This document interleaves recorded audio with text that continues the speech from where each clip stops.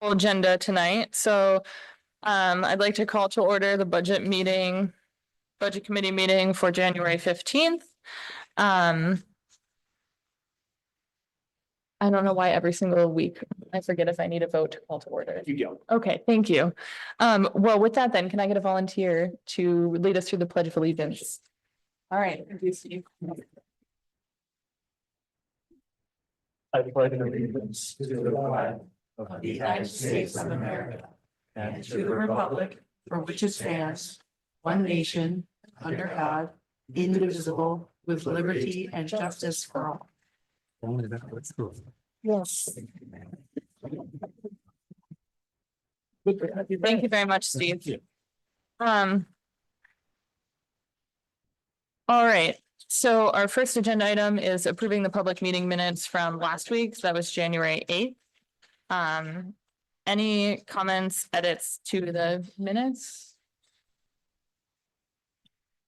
All right, would someone be so kind as, okay, thank you. All right, and I think we can just do a voice vote. So all in favor of approving the public meeting minutes from January 8th? Aye. Aye. Thank you. And we are going to start off tonight with a presentation of the Kentucky Village Precinct budget from Don. Going to lead us off, Mr. Houston? Thank you. Don, do you want me to put it up on the screen? Probably not to start with. If we get Let me know into when you do. discussion, we can do that. But the dialogue I'm going to read is not directly appropriate for that.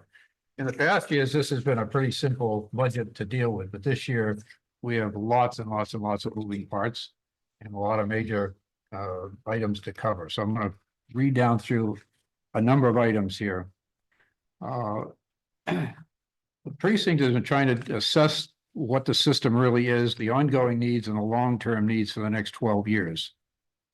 Currently, the certified contract operator, Panachuk Water Services Corporation, is working through a lengthy list of necessary repairs and upgrades at the treatment plant on Bound Tree. The initial tank and filtration plant was built in 1992, and while the equipment has been maintained to proper standards, many of the components now need to be replaced and are no longer in manufacture. Integrating the new components with the old is a significant challenge. The goal is to continue to repair and upgrade the system to meet the state water quality guidelines for the next 10 years. At that point, a new facility will need to be constructed. To fund the ongoing needs and to provide the long-term financing of the new facility in 2035, a financial plan was developed. To provide the revenues needed to meet that plan, a rate study was contracted. The resulting recommendation is to increase both the water rates and the tax rates by 8.2% a year. That's going to be significant by the time we get out a few years. This plan will provide the necessary funds to address the infrastructure needs, filtration replacements, main replacements, and the Bound Tree water treatment plant.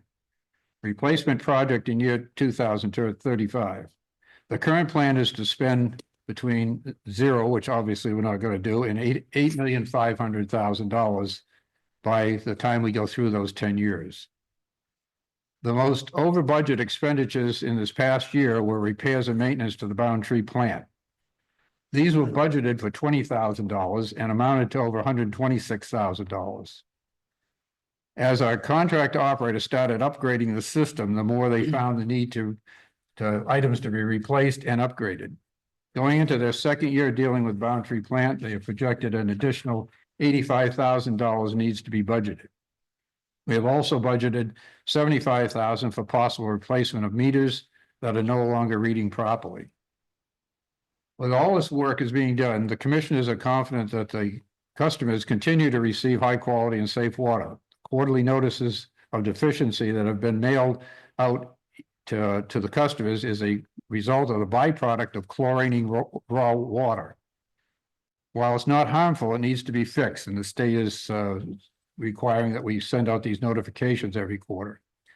It's very expensive, the solution, and that's why it isn't being done immediately. As stated earlier, the rate study recommended raising the water rates of currently $4.50 per 1,000 gallons by 8.2% and the tax rate the same. Because of the problem with some of the customers receiving estimated bills, which is lower than actual, the actual revenue that could be billed is unknown. We currently have about over 100 customers that are being estimated billing rather than actual billing, and that's one of the things that we need to fix. The commissioners want to fully resolve this billing issue before raising the rates.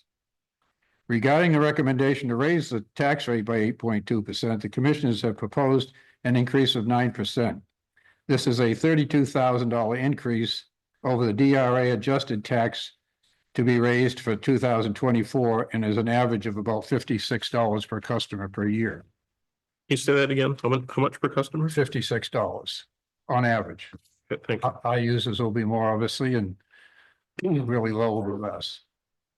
The rate study also recommended that the precinct lower the amount to be budgeted for the capital reserve fund. We currently have been putting in $250,000 a year, and that's going to drop this year to $85,000. Their recommendation, as we see, we need to use that amount of money for the increased cost for all the repairs that we're doing. To address the federal lead and copper rule, the precinct will offer a warrant at the next annual meeting of the precinct. And that warrant will be for $1,758,000 for the purpose of all the work needed to identify, engineer, purchase of materials, and replace water system services where and if necessary. It basically involves digging a pothole for almost 600 customers to identify whether there's any lead connection in that piping between where the precinct's connection is to the private property.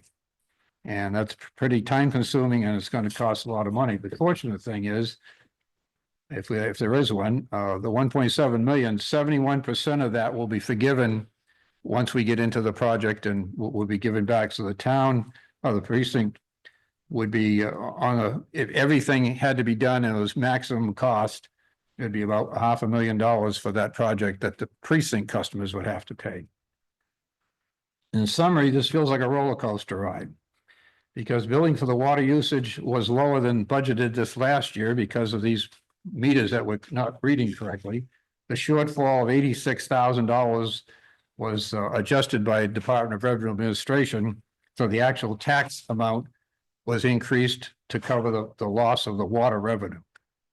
The adjusted amounts are being used for developing and comparing this 2025 budget rather than using the old budget numbers, which we used to do. With that said, the operating budget is up $283,000, a 91% increase. The special warrant articles are down $165,000. So the total appropriations are up $118,000. Revenues are up $85,000. And the amount to be raised by taxes is up $32,000 or 9%, which is basically what the rate study said that we should be raising the revenue from the taxes themselves. The adjusted tax rate by the Department of Revenue Administration for 2024 is $1.24 per $100,000 of property. The proposed budget increase results in an 11 cent per thousand on the property cost. So the new rate that we would have for the town, for the precinct, would be $1.35 per thousand. So a normal water bill for an average use of 80,000 gallons a year would be average billing for that would be $810. And excuse me, that's for the tax. The water bill itself would be about $360. So we're around $1,000 for a $600,000 home and around $771 for a $300,000 home. Lots to digest there, but if you have any questions, I'd be glad to try to answer them. You went really fast. A lot of information. I don't want to take a lot of your time. We can put the budget up if you want to look at it and just see what there's a couple of major lines on this that will show you where the real changes are.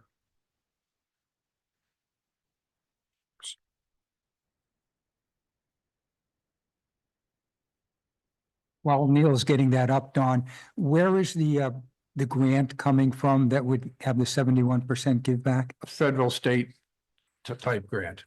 Are you confident that it'll be available with the new administrations?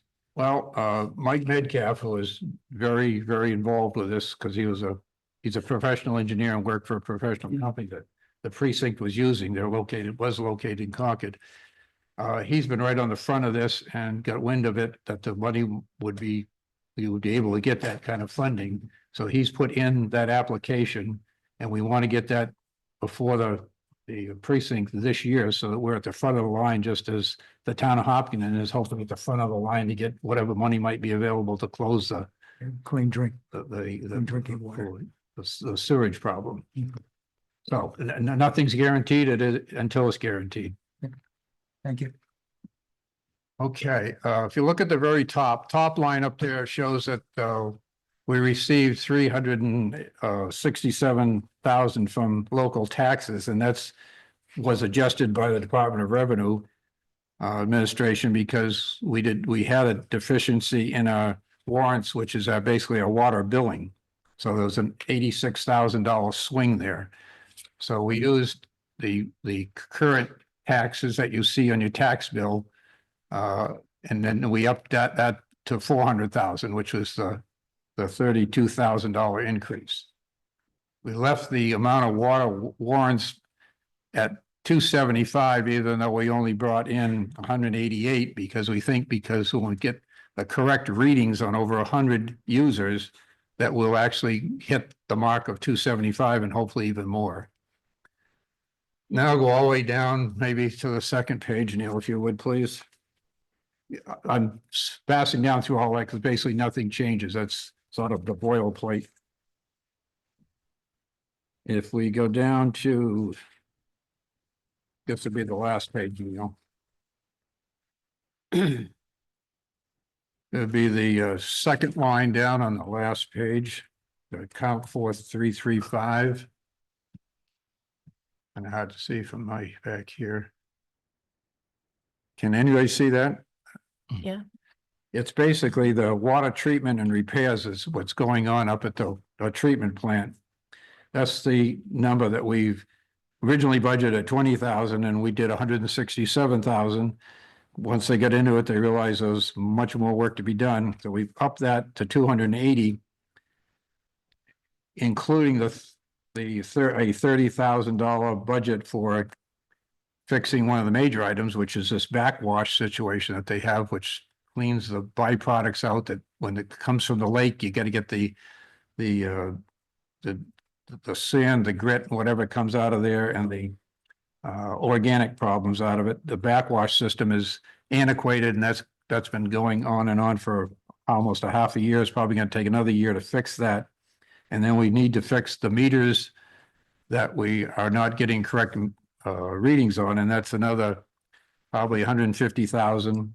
So we're budgeting 75 because we think we're going to get the better readings, so we'll get the revenue from that. So that's how that got built up to 280,000. Those are the significant changes of last year's budget, from last year's budget. Yes. Don, could you, I know you've told us before, can you just remind me how many taxpayers are there in the precinct? About 600. 600, okay. And of that, how many are connected to the water system? All or? Yes, they're all to the water. Some of them, Neil would have to answer the question, how many sewer connections are? 222. Okay. Sewer. And what's the breakdown of residential to business in terms of those who are I don't know that, but we don't have many businesses. We have a few restaurants. We have, a few businesses. primarily? Right. It's primarily residences. The problems that we have reading the meters correctly directly affects the town's ability to bill for the sewage. So soon as we get this fixed, the more revenue they're going to get also. So what was the reason the meters weren't fixed as they were failing? We don't know that because it's been Okay. such a situation going through time, with all the changes we've had in the precinct Yep. commissioners having hired help, not hired help. And so it is kind of a nightmare. No, understood. 2 years ago, they came out and fooled around with our meter and left a $200 meter reader digital thing on my stone wall in the rain, so believe me, I understand. Two questions. Before you do that, you asked me a question about 2 months ago. What's the? Yes, that was my second question. Hi, we charge $1,475. It gets you the hookup and a meter. The meter's worth about 500. Okay, and that is just for new construction, or if I'm taking a existing single family home and turning it into 4 condominiums, do I then have to pay $1,400 for the I 3 think you new would. condominiums? You, I think you would. I don't know that. Okay, The precinct so- commission would have to do that, but it would make sense because that's a whole new business. well, yeah, so that, I mean, so that's half the answer. So the other half is, are they counting a single family home that gets converted as one hookup, or are they actually charging for the new units that are being put into it? Don't know that specific. Okay, This FYI, Hopkinton charges 1,200, so they're. Yep, they're- okay, They're much so- more, they're much more efficient. I mean, We don't have meters. there's obviously an area that I would recommend that you look at raising. My other question is, of the geographic area that has water, how many, if any, properties are having wells service them instead of the town water? I don't know that either. Okay, and the reason I'm asking is many years ago, when I did a project in Warner, house was serviced by a perfectly good well, but I was required to hook up to the town water. I'm not sure if it was triggered by the change of ownership or the fact that I had to pull a building permit on the project, but that would be another area that the precinct should be looking at. That's a whole legal issue that I think the town has Yeah, well, delved into. If you put a sewer line that down a new street, Mhm. and then those folks who don't choose to get on there, are they forced to go on or are they not forced to go on? Well, I was told I was forced to go on, so I mean, I didn't hire a lawyer because They cost money. when the town tells you, if you're gonna get your building permit, it costs you $5,000 to hook up to your water, you give them a check for $5,000, so. Anything else? Yes. Sorry, I just wanted one clarification on what I asked earlier, Don. So there's 600 residents or 600 addresses? I'm trying to figure out if there's 600. It's Separate. 600 locations, which would be a house, a building, or Okay, yeah. it's not. Okay. The reason I'm asking is just understand, for me, what's very helpful about this is just understanding how many people in town are going to be affected by this increase and likely successive year increases. And as we consider these other budgets At that are least affecting 600. everybody in town. Yeah, thank you. Anything else? Not on the water issue, but and I apologize if you've explained this already before. What is the increase in an admin assistant line item?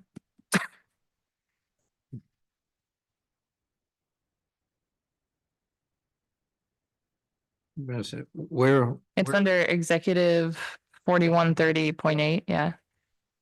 admin assistant. That has been basically work that's been done, I believe, by the precinct commissioner. He gets paid $250 a year for all his effort. But when he actually has to leave his job to go do a piece of work, for the precinct, that's to try to cover some of his costs. I believe that's the answer to that. I can verify that and get back to you. That seems high if that's because it's 15,000. He does a lot of work and it takes a lot of time. Okay, With all the breaks and every time he has to go up to the plant he's leaving his business where he's making money to do that.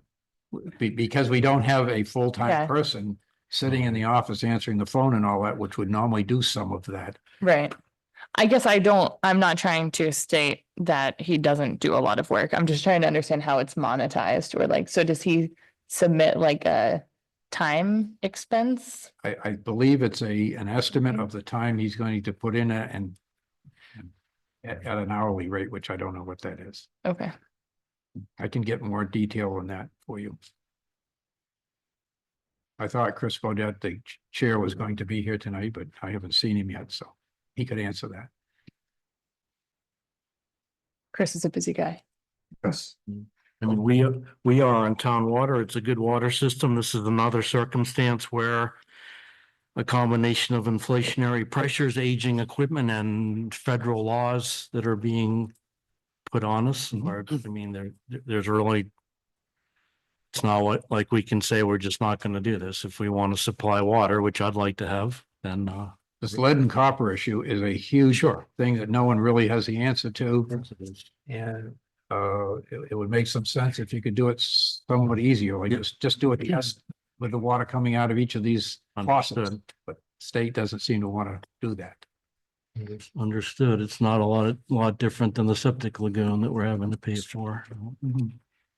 So if I did my math correct, water rates will double in about 10 years and the tax, the village precinct, portion of the tax rate will double in about 10 years. Yes.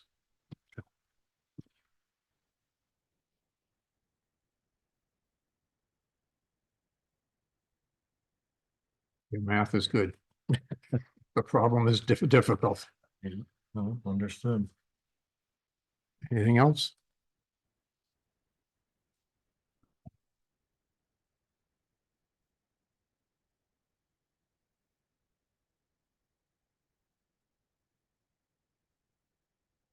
Any other questions for Dawn? All right. Thank you very much for that.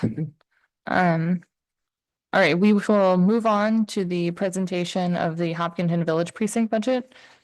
Vicky, it's up to you if you would like to stay seated or move to the central desk. I'll stay here if that's okay. Everyone can see. I have.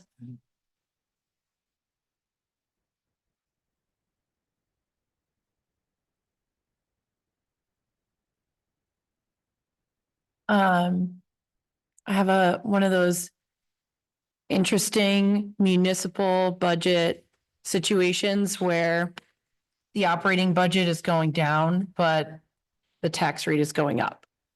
And that's because of the money we spent last year fixing the roof of the firehouse, which reduced the beginning balance for this year, which basically is the fund balance, what we're putting toward this year. So if you could scroll down for me, Neil. It's not like an amazing picture, but the firehouse there across the street next door to Ben Wilson's house, that is the only property that the precinct owns. I mean, not property, building, I should say. We also own the Veterans Park, which I call the town common, and the clock and bell in the church, and then some other parcels of land. So the firehouse roof was leaking and some soffits need to be replaced. And as I mentioned at a prior meeting, there's some rather priceless pieces of fire equipment that live inside the building. So if you scroll down for me more, Neil. So this is a picture of what's in there. I'm sorry, it's not like a great picture. And we would like to let them breathe and give them some, public showings more often. But on the left is called the Fire King, also called a Boston pumper. And it's a horse-drawn water pumping wagon. And then to the right of it, the thing that just looks like sort of long beams on wheels is the ladder wagon. So both of those are in the firehouse. And then, Neil, if you'll just scroll down for me a little bit further, I just found like, these are kind of like what they were supposed to look like. These are obviously toys, but that's the pumper and that's the ladder wagon. What do you guys do with this stuff? You exhibit it, or does the Historical Society have access to it, or how does, this has nothing to do with the. So the Historical Society definitely has access to it, but at the moment we just try and keep it nice, and we bring it out on nice days in the summertime. Never even knew it was there. Anyway, so if you want to scroll back up for me, Neil, appreciate it. So as you can see, we started 2024 with over $10,000, which is the beginning balance. And so we're starting 2025 with $6,620. So that's why, even though our operating budget is a little bit less, which has to do with anticipating not spending as much on the street lights as we did before. We joined the Community Power Coalition. And also the last year's budget was just a little bit padded because it was really uncertain about the electric rates.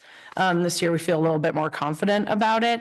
So that's why the amount to be raised by taxes is going up because we spent $5,000 last year on the firehouse roof, and then the remaining $3,750 of the job is going to be paid this month.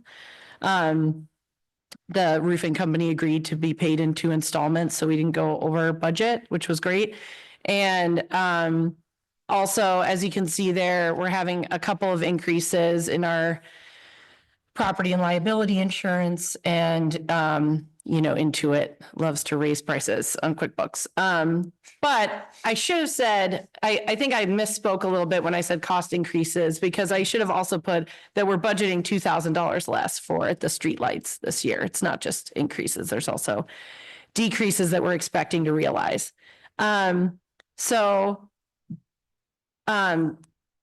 As Mr. Houston did, I have answers to some questions that were brought up over time. So as you can see, the bottom line of each of those 2 lists is water fees raised. So I found out there are 96 residences on the water, or 96 locations, because this is on the water. So as you know, it's an interesting system of how they break down the bills, but on average, that's $1,300 per location. And that includes paying for the water system itself and paying for the debt service of the bonds that were taken out to do the large tank project on Briar Hill Road.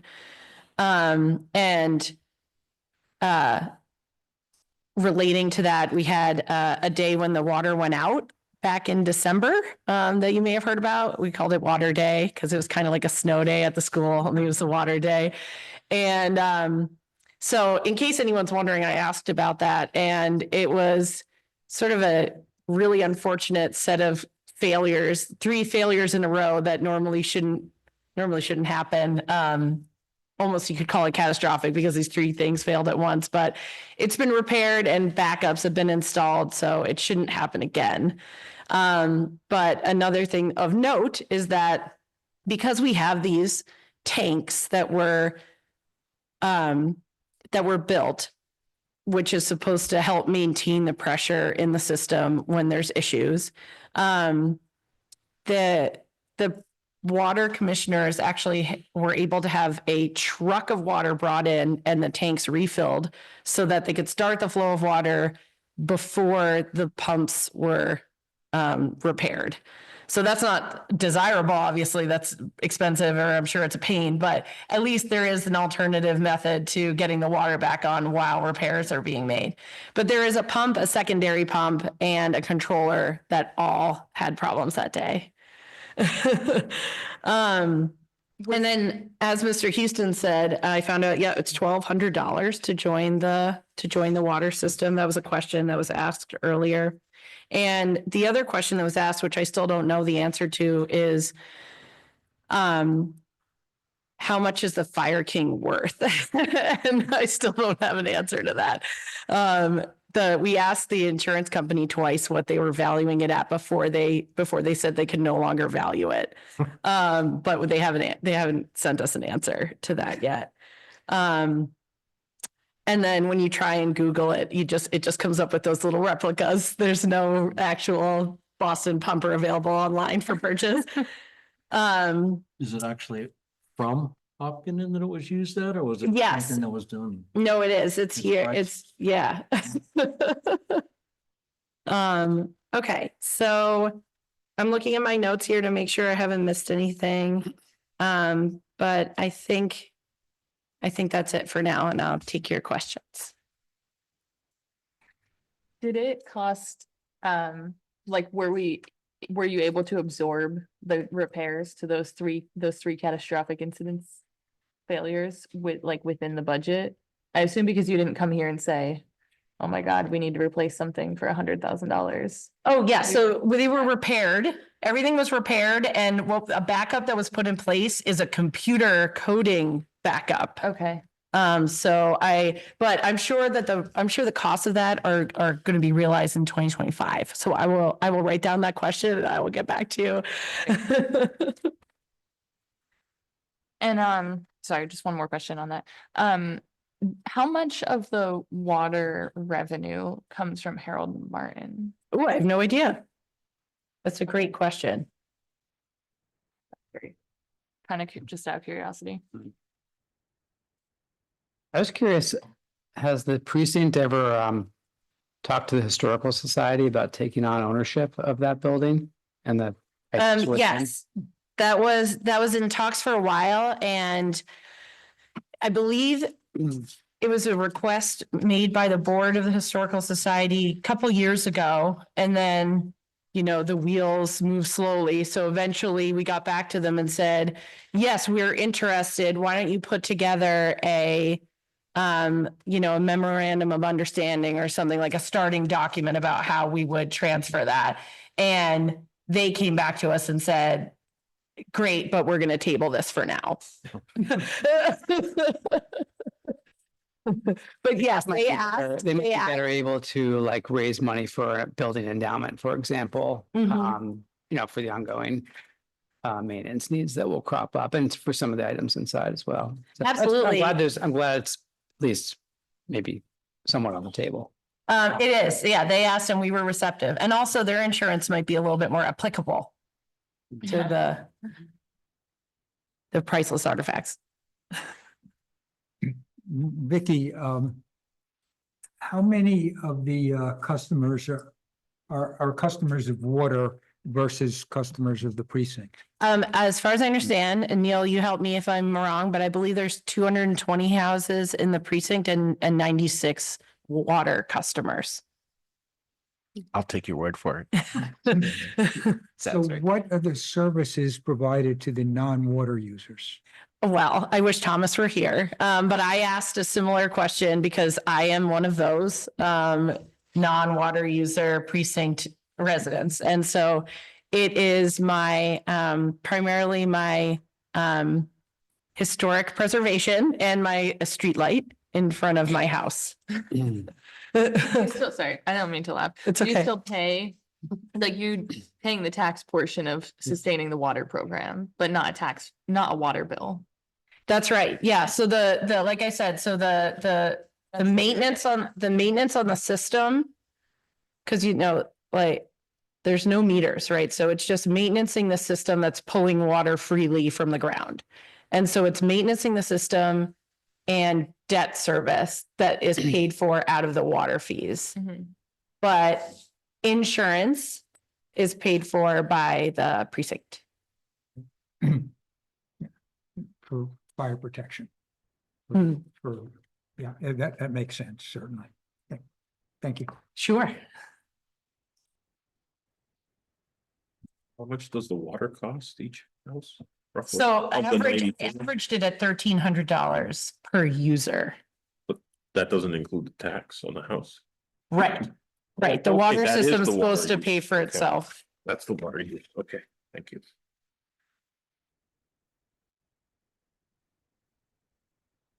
Any other questions or comments for Vicky?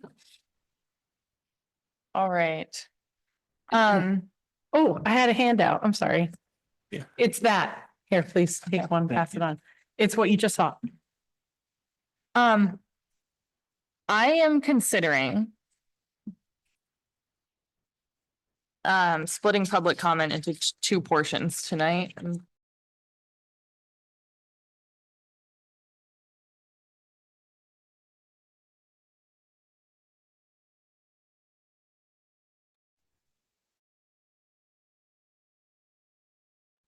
Well, it won't be our formal vote, Yeah. but it would be a sense of Yeah. support. Do you want to make a motion to insert a public comment? Yeah, I move that we insert public comment on the two presentations that we have, and then directly after that, take the preliminary vote for the budget committee. I'll second. Okay, all in favor? All right, Aye. great. Okay, so we are going to insert a public comment opportunity here. So if your comments are or questions are directed at the Kentucky Village Precinct budget or the Hopkinton Village Precinct budget, please feel free to step forward or raise your hand on Zoom. And I will note that we will have public comment on the town and school budgets later. Okay. Please state your name and address. And before you start, Norm, just really quickly, I'm going to do my weekly reminder. Well, first, thank you for everyone who's in attendance. We really appreciate the civic participation from everyone online and in person. And we do aim to keep all discussion cordial and respectful to everybody on the board and everyone else in attendance and to our community at large. So anyway, thank you, Norm. Thank you, Krista. Norm Cooper, 121 Amesbury Road. I had a question for you, Mr. Houston. What's the sudden jump in the bookkeeping position? It's almost doubled. Has the duties and responsibilities changed, hours, or having an issue with getting the position filled? Getting it filled was one of the situations, but I can't answer anything further than that. I just, I can't answer. I don't know the information. I'll have to come back with it. Okay. And my other question is when unpaid tax bills are not done, how is that offsetted in your budget? After it goes into a lien, i.e. they don't pay the bill, it goes into then the general fund that the town reimburses the precinct for that. So that would not be collected in essence until they sold the house. The lien would be processed. No? No. Each year when the lien happens, which will happen in April, the precincts and the school are all made whole. The town carries uncollected taxes. Okay. So the precincts get all the money that's due to I them. thought that's what I had said, but maybe it wasn't clear. But it's not when we sell the house. It's No, as far as it making clean, but the town gets reimbursed against the lien when the house, because that's the first claim when you sell a house and it's got a lien on it. That makes sense? It does. And I don't know if it's relevant to the committee to know how much dollars that is in town. It's a substantial increase and it might become more people are not going to be paying their water bill. The tax collector she started to run a lot of documentation out of her billing that she's had for years and years. We're just starting to peel that out. And I just got a notice today from her that we have about 5 situations that were unpaid bills last year that are going into lien this year. But the amount of money that's involved with that is very, very small. Okay. And the fact that, as I understood, another town close by, Warner, that they decided not to choose to shut off someone's water because if you shut off the water, I think you have to evict the people that are in it. And that's quite a penalty for the kids that are in there. Yes, I would not foresee this town shutting off water for anyone. We are better than that. Thank you very much for answering my questions. And I do love the watering. I do. So thank you. It's serving you well by your looks.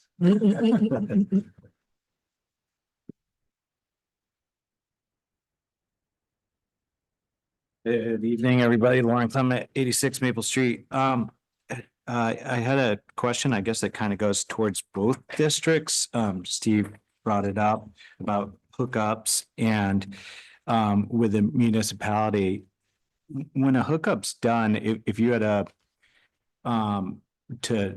is it the responsibility of the property owner to bring plumbing up to the building? Because I was confused about that. Like, I bought my house with a hookup, so I don't know this, but if you bought a blank parcel and there wasn't plumbing from the street up to the property and then the meter device, which obviously costs money and a plumber to hook up, is that what they're paying? And the reason I'm asking this is to Steve's point, if you had to excavate and bring in a water meter to furnish 4 units, that's different than bringing an excavator 4 times and digging up, and if that's an associated cost. So it almost seems it would make sense to prorate the fee for a multi-unit, not times 4 if it's including that cost. If it's that cost is strictly meter and the pressure tank and that stuff that they put in, then it does make sense. If you've got four, you've got four. So, Would you like me to answer that question? yeah. As I understand it, if you got a new house, your charge is the one charge to hook it up plus the meter. You're responsible for everything from the curb stop in, including the electrical, the plumber, everything else hooking it up. That's Gotcha. the way, we used to live in the Hopkinton precinct and that's the way it was in the Hopkinton precinct when we got hooked up as well. Okay, then. We've just got a new apartment complex up on Boundtree Road. He's got, I think, 11 units there going in on one side. There's a one charge for the hookup and one meter. All the other meters, he has to pay $500 for all the other meters if he meters every single house, every single unit. So that's the rating. Okay, that helps clarify that. I just was looking at, I think you said 1,475 for the hookup. Is that wrong? And then Vic, you said 12, and I was just kind of confused how that worked because I would assume the meter is kind of expensive, but It's about $500. okay. And the difference between the two of getting hooked up without a meter in Hopkinton and there is not a $500 difference. So it's fine. I was just looking for a little clarification. The other point I wanted to make is, Vicky, when Don explained the Kentucky precinct and talked about the digging the potholes for the lead and working on prorating that, is the Hopkinton district at all working on that as well and trying to come up with numbers? Because I'm assuming you guys need to do the same. And then just one last comment that's kind of fun is going back to the pump house. We were able to go to a fun thing down here that I think the Historical Society had, and they did reel them out. I think it was called Wheels Through Time. There was high bicycles and stuff, and those things we got to see and touch, and it was really cool. So anyhow, they do come out and see the sunlight once anyway. Those are my comments. So yeah. Sure. So I guess you did answer my question because that's a real life circumstance. I would strongly urge the precinct. I'm going to vote for this budget, but you are leaving a lot of money on the table. Because I think in most towns, when you build a multifamily building, you don't pay one for water hookup. You pay per unit, and it's not $1,400. It's $3,000, $4,000, $5,000 per unit. We need to go back. The precinct needs to go back and look at the laws and the rules on that. And people are developing now these properties in Hopkinton, and they need to pay a fair share when they're building and coming into the town. And that's a real life example. That was, in my mind, a lot of money that was left on the table. Thank you. I just want to echo that. I hope that the precinct, both precincts in effect, would consider that I think the methodology of thinking about what you charge someone to hook up is like, you're really thinking about what are the costs that the system has incurred to this point in time to be built, operated and maintained, in addition to sort of like the pure, like, this is how much the meter costs, this is how much the administrative cost is. And we should try to recoup some of that. It's certainly a straightforward and I think highly defensible way to secure some additional revenue. It's not going to solve the problem, but I think it's fair to the current users of the system to have newcomers, help to pay their fair share. In this case, though, of the one on Boundtree, we've got a hookup coming out of our pipe. And you charge for that hookup. You're gonna then charge for the taxes on that individual unit, and you're gonna charge a water rate on the water used by each one of those units. So, I guess there's an argument either way there, which way would be good. And again, this is new field because Hopkinton hasn't had many multi-family unit places put in yet. So it's this, but again, I'll take this back to the commissioners and let them think about it. In regards to the question about Harold Martin School, $7,210 is budgeted for water usage there. Thanks, Rob.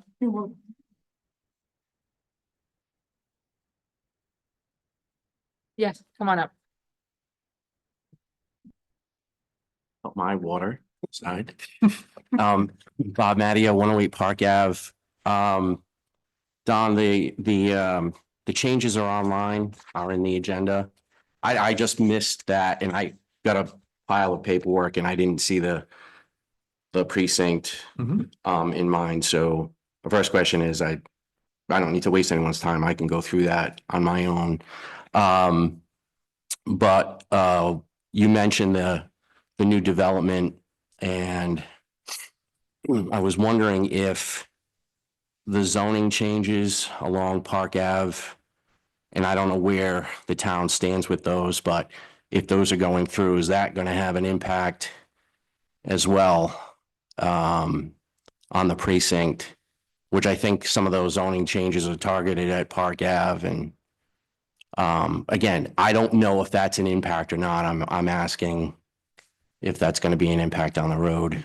Neil may be able to answer this, maybe in addition or better, but as I understand that zoning proposed change is being proposed in places where there is water and there's sewer, Right. or maybe Okay. just water. I'm not sure. Is it water and sewer, Neil? I'm at least water. I'm Yeah, not at least sure. water. They So- all have sewer. Sewer goes up to the high school. So if it's, obviously, if there's more users, there's gonna be more usage. Right. And I don't know the potential. So it was my understanding, and I can't verify that or not, that it was water and sewer in that proposed, you know, in the zoning change. What I'm not certain of is the potential impact that the zoning changes will allow along that route, the density requirements. So again, you may have some, some thoughts on that or may have them in the future. And that, I don't know if that's going to pad that number or not. The other question I had in regards to that is the infrastructure that we have, and if you talked about it, I apologize. The infrastructure that we have, do you see any major improvements that are going to be needed in the next 10 years that weren't discussed here today? I mean, these are all, I don't know the age of the system. I know there was difficulty in working with Sam on trying to track some documentation down for when the system was installed. But We have had a study and we had appropriated, I think, $100,000 for that study that was provided to the precinct. And that study is, well, I haven't seen it. It's some 800 pages long, but it identifies and describes what the needs are for the piping, all the connections, et cetera, et cetera. But we Okay. know specifically that the current thought is it's about an $8 million replacement charge for the treatment plant alone. And half of that, well, not half of it, but 350, 3.5 million is recommended that we have that and build a capital reserve fund for that. And the rest of it would be bonded. okay. So there's But a lot of that- expenses coming down, but again, Yeah. it's like the old story. We've kicked the can down the road for a long, long Right. time. And now with prices increasing and constantly more regulation passed down, it's just gonna be more money. But And- it's still a heck of a bargain, I think, because the new houses are just built down beyond my where I live up on Maple Street. Right. The wells for those houses each were over $30,000. Plus you gotta pay maintenance and you gotta have a generator for the water. Mhm. If the power goes out, you gotta have a generator, pump the water out. And the water is probably not gonna be anywhere near as good as the water you're getting through the precinct. And that previous owner chose not to go on the precinct water and just heck with it, I'm gonna have my own well. Mm. And so that cost that you were talking about with the treatment, that has nothing to do with the main lines up and down Park Ave, right? If we were to have to replace those, which I'm assuming we will at some point, assuming we're getting close to 40 years on those lines Or more. or more. Yeah. Okay. So I would assume that's probably, It'll be done piecemeal, of course. It won't be done for fell swoop, but the whole system needs to be constantly improved. does the state have to get involved in that if we're doing that on state roads? Oh, yes. A major- Yes. Cost really is what we're, When you have Think a of that. break and you have a dig up, and the dig ups is about the size of that table, the state requires about 50 feet on either side of that dig up to be scraped down and then repaved, and those repairs alone are like 30 or 40,000. Yeah. In the old days, you just throw some patch in it and you'd be done. The patches on Maple Street are the best part of the road right now.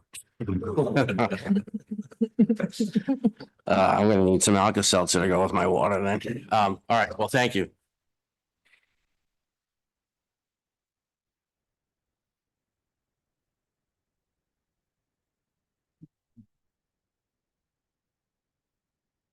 Any other comments, questions on the Kentucky Village or Hopkins Village precinct budgets? All right.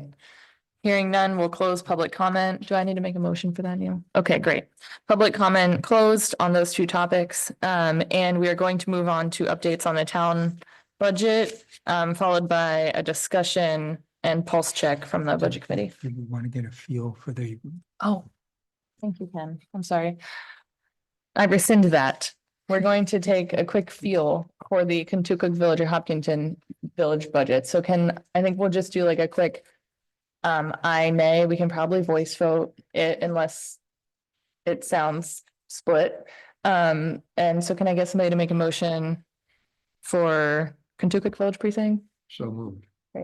I have a process question Sure. of this, like, feel. We have to decide what budgets we're gonna bring to public hearing, Yes. all right? Is that the vote we're taking, which is different than a feel? It's actually, are we going to bring that budget as proposed to Thank you. the public hearing? With these two, I feel inclined to do. Let's vote if we're gonna bring it to public hearing. That answer to that question on the following topics might be different. Is that fair, Mark? Okay, Sure. okay, I so just want to be. to clear on what confirm, we're this is a vote on whether we are ready to bring Kentucky Village Precinct and Hopkinton Village Precinct to public hearing, which is a more formal vote than a feel. Can I get a motion? I move to bring the Kentucky Village precinct forward to public hearing. Second. Right? All in favor? I Aye. All not in favor? Okay, move to bring the Hopkinton Village precinct budget forward to public hearing. Second. okay, all in favor? Aye. Aye. All not in favor? Okay, so Kentucky Village precinct budget and Hopkinton Village precinct budget pass by voice vote to bring them to the public hearing. Thank you. Thank you. Thank you. I'm so glad I have somebody on both sides to keep me on track every week. All right, so now we are going to move to an update on the town budget and budget committee follow-up discussion. the first thing I just wanted to mention was that recognizing the towns on a calendar year basis, we've got the preliminary revenue and expense numbers for year end. And for revenue, preliminarily, we're collected 104% of what was budgeted, which anything over 100% helps the fund balance. And again, preliminarily, that's 175,000 over. Similarly, on the expense side, we were about 97% of what was budgeted, and that's roughly $340,000 less than was budgeted. So again, potentially it's going to be a significant help to the fund balance. So now I'll move on to the update for 2025. My general takeaways from my December presentation to this committee that you're generally comfortable with the proposed 2.65% increase in the operating budget and the bottom line impact on the tax rate of 2.99% or 15 cents per thousand. The main area of concern was the impact in future years of the transfer station lagoon closing bond and the wastewater sludge removal bond. With that said, I have several updates that I think will ease those concerns. First, with regards to the wastewater sludge removal bond, Previously, we were using $1 million as a placeholder until we were able to get more comprehensive engineering estimates. We now have them, and the new number is 712,000, down from $1 million. Next, the CIP committee has now completed their recommendations with one exception, and the select board has accepted them. And I again want to thank the CIP committee for their efforts. In terms of the timing of future expenditures for capital, the only changes from the spreadsheet previously provided to you were delaying the purchase of a new ladder truck by 1 year, while in the interim, we will be seeking grants while also looking into purchasing a less expensive used truck. Second, replacement of the East Pennacook Road Bridge was moved up 1 year to 2026. And there's also a timing change with regards to the expenditure for the replacement of the Houston Park guardrails for fields 3 and 4 for safety reasons, and they'd all be completed in 1 year. Then the CIP committee revised the timing for when appropriations were to be budgeted.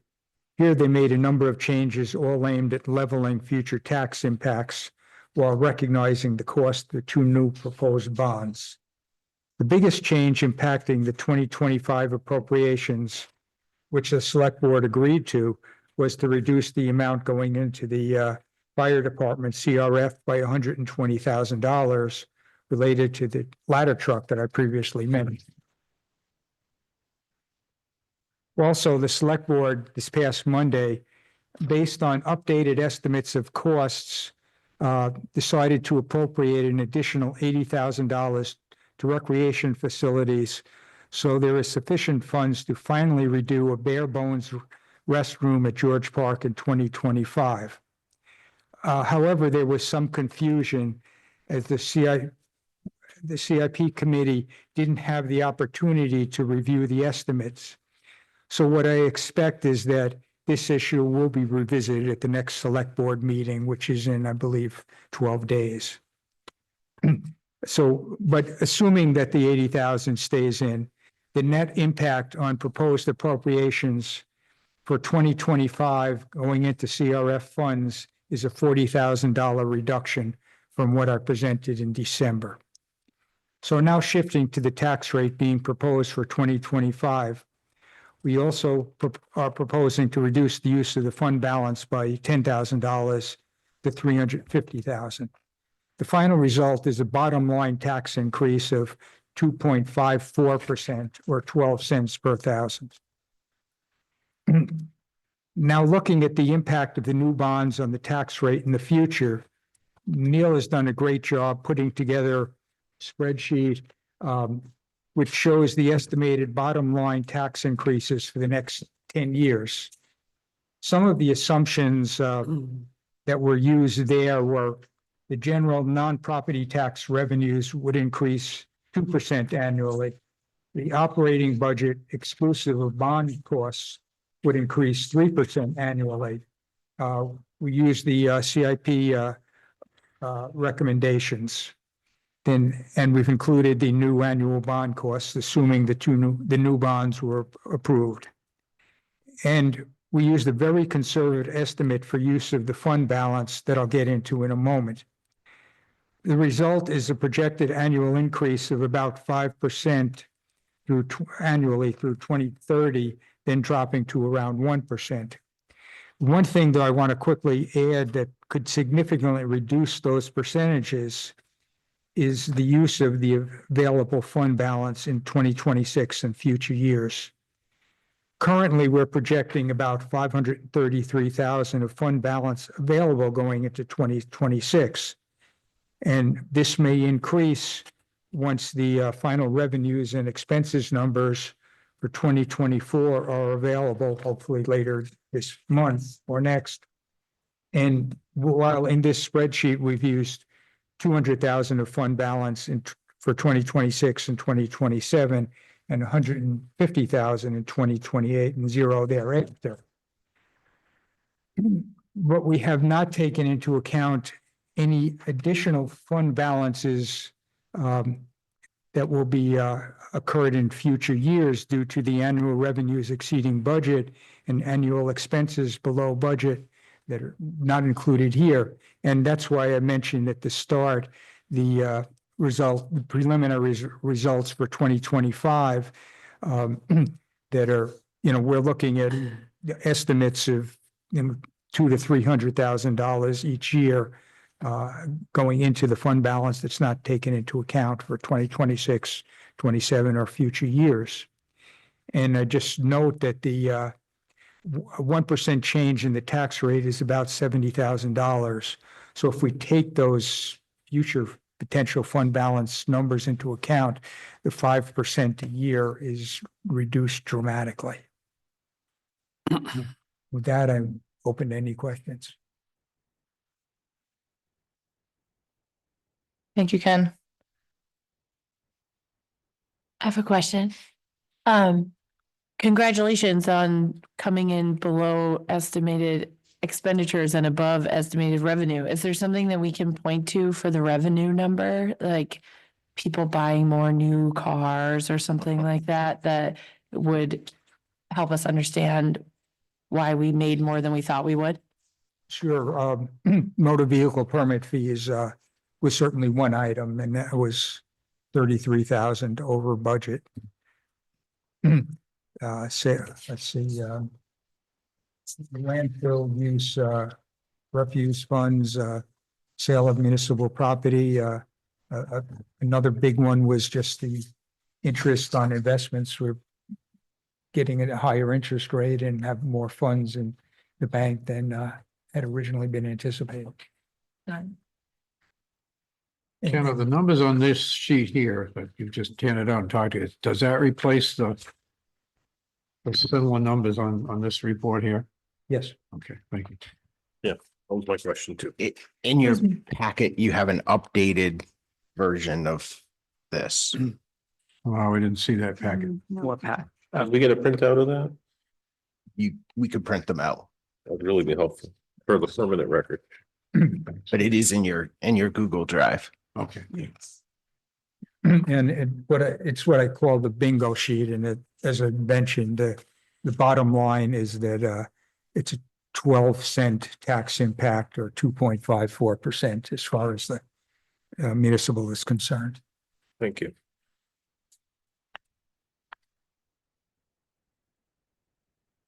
And I had a couple like in the weeds questions as I was going back and looking through the budget presentation. Just I wanted to understand better. Can you just speak a little bit about the ambulance function and sort of overall costs and revenues? And I was particularly interested, and I'm sure you explained this, but there's a lot of lines in the budget around ambulance overtime. So in 2024, the budget for overtime ambulance was 55,000. The year to date, which I assume was just about year end, was 80,000. There's 65,000 in overtime on the 25 budget for ambulance overtime. I just was curious a little bit about sort of the overall like costs and revenues for operating the ambulance system, and then particularly around what feels like significant overtime budget and actuals. And I know there's a reason for it. I just don't remember it all. I think it was due, a lot of the overtime due to vacancies. So to plug it, there was overtime.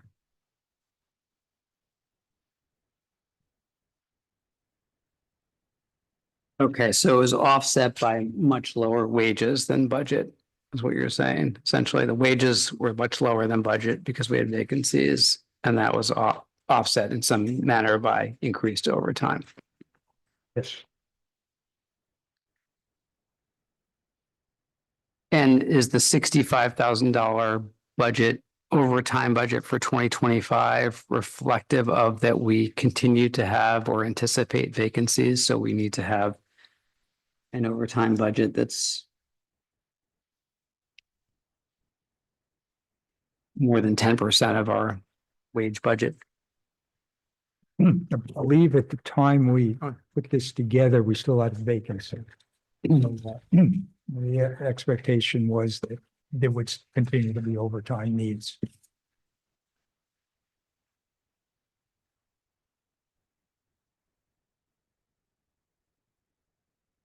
So I think the reason I'm probing is when I look at the 25 budget for wages on ambulances compared to the 24 budget and 24 year to date, the budget still seems sort of like full in that, right? The budget has increased for full-time wages from the 24 budget and the 24 actuals. It's level for part-time wages relative to the 24 budget, much higher than the actual. And increased in the overtime budget relative to the 24 budget. And so I think it's just confusing me a little bit. I think of the cost of running this ambulance service and how we are factoring in like current staffing, optimal staffing, and overtime in our budgeting.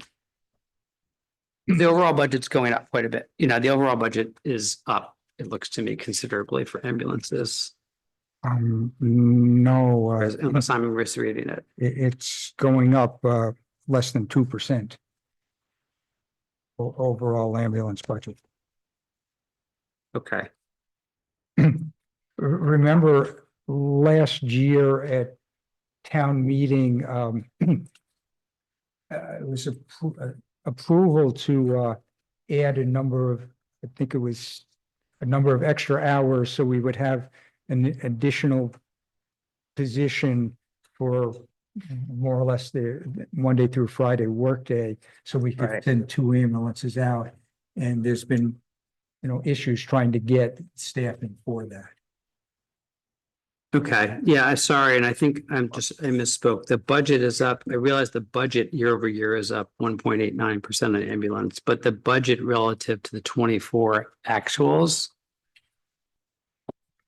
is up, remains much higher than the actuals. So we are anticipating, is that because we're anticipating significant new personnel? Essentially, Want me to try? So unlike if someone's out here at the town hall, the rest of us cover. You always have to have 2 people on to run an ambulance, 2 trained people. We have 6 full-time people that work on the ambulance, 3 paramedics, 3 EMTs. That's what we've had for, I think, since the 80s, way before my time. If part of the problem now is there are not the same number of per diem people available that there used to be, and it's much cheaper to cover those additional shifts each week that aren't covered by full-time, or to cover when they have to go to training or they're out sick, to use per diem people. But if they're not available, if you look and see, pretty much every town that has an ambulance is advertising for part-time ambulance people. You have to cover those shifts with your full-time people, which is much more expensive because it's an overtime rate than a per diem person.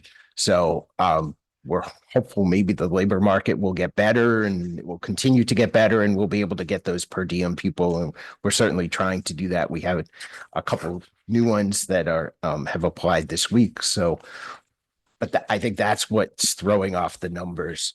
Thank you. The overtime cost is much more expensive than the per diem cost. Thank you for that. Thanks both for that explanation.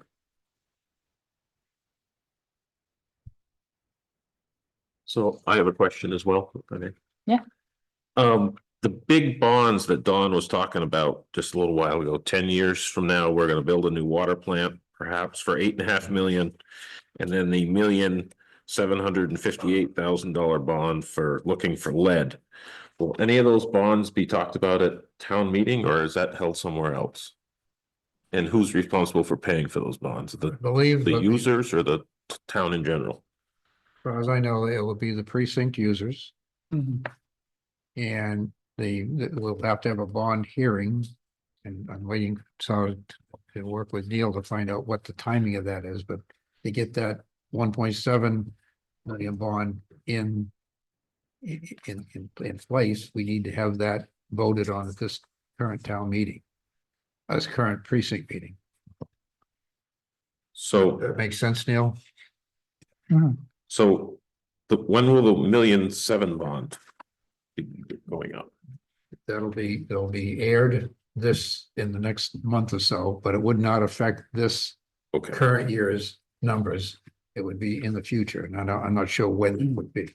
so the 600 users of the Kentucky Village precinct will have to pay back the 8 million bond. Well, minus the 3.5 million that we've saved up, That you already paid. that we've already paid. That's to my knowledge, yes. Okay, so how does the town voting to change the zoning laws to improve the town's, I don't know, increasing the town's population through bringing in multifamily housing, how does that dovetail with the fact that the users of the precinct have to pay for those upgrades with larger plants and new plants and improvements? Well, doesn't the upgrades have to happen even if nobody moves in, right? And we have plenty of water. So it isn't a question of that we got to create more water, more wells. The lake has plenty of water in it. The system is going, and right, that's what Krista just said. We've got to do those things regardless. Okay, but we have to extend the sewer lines theoretically, and we have to make water lines bigger. As we replace the water lines, we'll make them bigger to accept new customers. Does the members of the precinct have to pay for those upgrades for the multifamily homes? The sewer is a whole different ballgame. It has nothing to do with the water. Neil will have to answer that question. Well, hold on, let's just stay on the water for a second, because I feel like this is kind of important. The $8 million bond for the water would have to happen if there were no new houses built, Correct, right? correct. Okay, so all new builds do for the water is add more users to help distribute the pain of the 8 million, Correct. right? Mhm. Okay, More taxes, more water usage. we can flip to sewer now. Okay. So I don't. Thank you. Basically, you just described it perfectly. Originally, when the sewer system was being built, it was going to be built in 3 phases, and only phase 1 was ever done. So that means there are only 222 users to support the fixed costs. So depending, you have to be careful. You can't run everywhere, but there is room for growth, especially as we do these upgrades we have to do anyways, as you said. Yeah. To have more users means more people sharing that cost. I feel like this is probably just a note for maybe the precincts or the select board, but I feel like this conversation circles around every year. And for me, it's not a holdup for this year, but for next year, it might be useful at some point to have like a firm estimate on the capacity of the systems so that we would know like at your point, like at some point there's a tipping point, right? Where you would have to expand the systems or add bigger pipes or something. Is that like 10 more houses or is that like 500 more houses? I don't know. But is that kind of the point that you're getting at, Rich? Well, I just feel that we're kind of at a watershed year for discussing our sewer and water systems. And I was just trying to clarify who was going to be paying for the bonds. That's all. That's the reason I brought that up. Because if the town is going to push for growth in Kentucky Village, I just want to protect those 600 users that they're not going to be unduly burdened. I'm gonna make an editorial comment as a former contractor and developer. The changes to the zoning are being way over exaggerated as to what they're actually doing. There's a physical limitation on the units that can go on a piece of property depending on whether it has town water, town sewer, or both. There's a lot of excitement about something. It's actually some relatively minor changes to bring us in compliance with the state laws. And then if anybody wants more information about that outside the meeting, I'm happy to discuss it with them, but we're not talking about putting 100 units downtown or anything like that. That's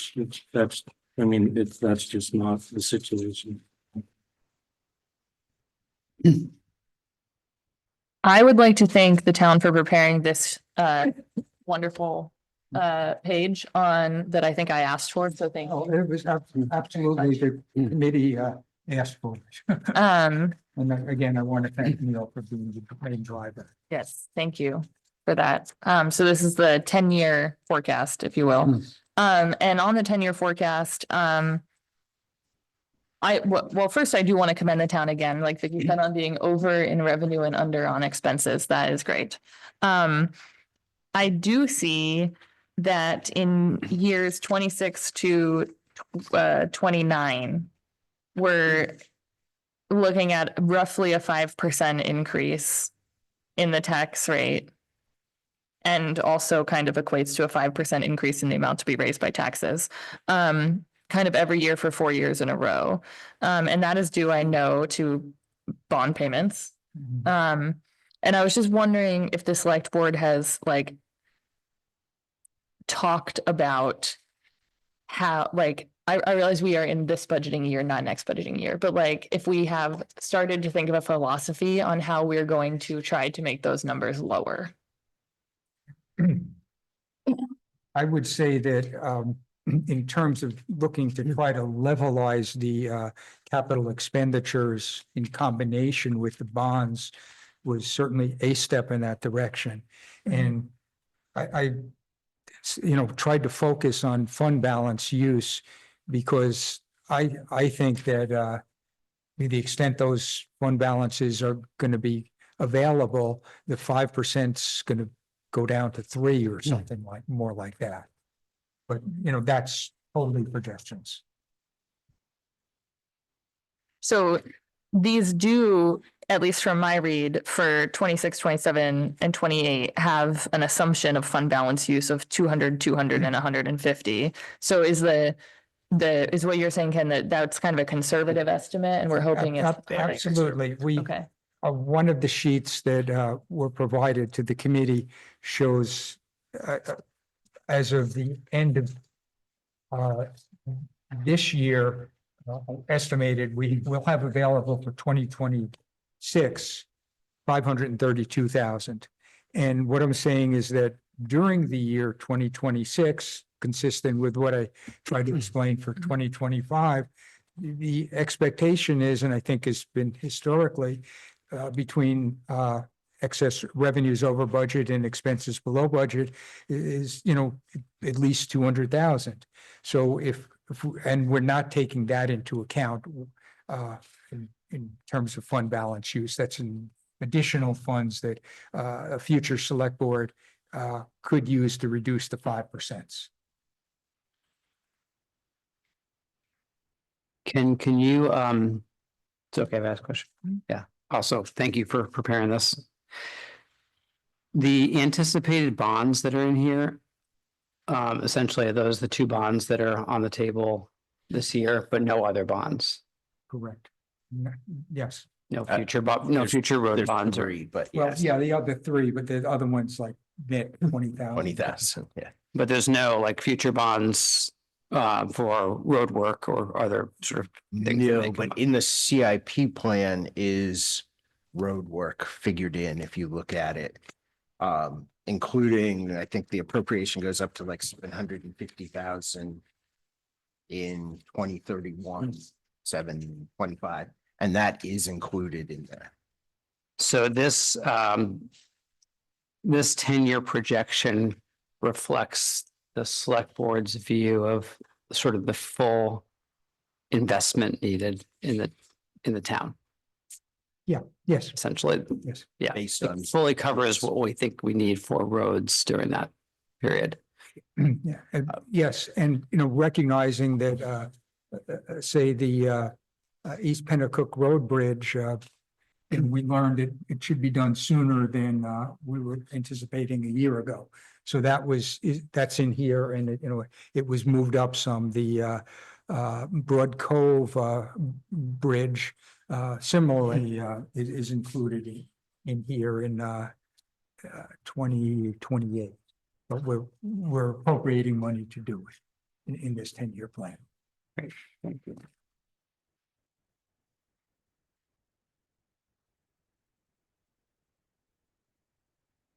I just want to state, just to correct for anyone listening in, that those 5% are on the municipal portion of the tax rate, not like the total tax rate. So it's an Yes. important clarification. Correct. Any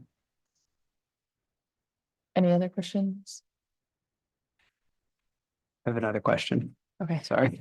I have another overtime. I have another Read over. your quota. I have another yeah, I'm just getting started. I have another overtime question. On the public works section of the budget. There's $103,000 for overtime. This Page is you want? on page 56. We'll probably answer it. You probably can. There's $103,000 in the budget for 2025, which says it's 15% of the full-time wages. Quite a bit higher than actual 2024. I realize it relates to probably largely to plowing, Yes. but I'm just curious. So what is that that 15% like a standard municipal best practice, a requirement? What happens if you budgeted considerably less? We had a heavy snowy year. I assume you're going to pay the overtime and you're going to have to make it up in other facets of the budget. Sure. So I can't remember where originally who I was working with that did that, but it was like close to 25 years ago. And then I worked with someone who analyzed all the weather, went through and figured out all the snowstorms and determined, oh, the 15% was pretty close. If you can figure out when it is going to snow and what type of snow, we've gotten less snow, but sometimes these storms where it rains and ice are more expensive to deal with, and they're much harder to deal with than a foot of snow that's plowed and you're done. So the 15% seems to be as good as anything else we've found to work with, but it is a total stab in the dark. And one of the reasons we're under budget in some ways is had it snowed in December, we probably would have spent another $100,000 to $150,000 in costs for sand and salt and overtime. And 1 year, the budget committee had the deliberative session and approved the budget, and the warrant article was going to town meeting. And we got hit with a bunch of storms. And I had to, at town meeting, ask for an addition to the budget because of that. You know, it was approved, but, you know, as Neil says, you just don't know.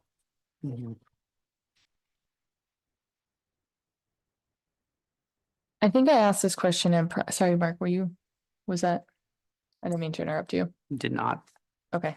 In a prior meeting, and I apologize if my brain is just fried, but can you explain the increase in the property and liability insurance going from like a 94 in 23 actual to 114 budgeted? It's the cost, the actual cost. We're in a Is that on risk like a particular we're in a site risk property? pool. No, all of the municipalities where we go through Primex, I think the school is through Primex too. We're a risk pool, so we put our funds in and then it pays for that. You're seeing, I think the biggest thing that went up is what they call the reinsurance, which covers bigger catastrophes like library fires or highway garage fires, which we've both experienced. And you're probably going to see them go up again because of the fires in California. The insurance companies are spending money, so they up the rates on everybody. Okay. If we could have a return of premium because it's a risk pool, if it isn't all expended, when they figure it all out, we could get some back, and we have in other years gotten refunds or had lower rates the next year because of that. Thanks.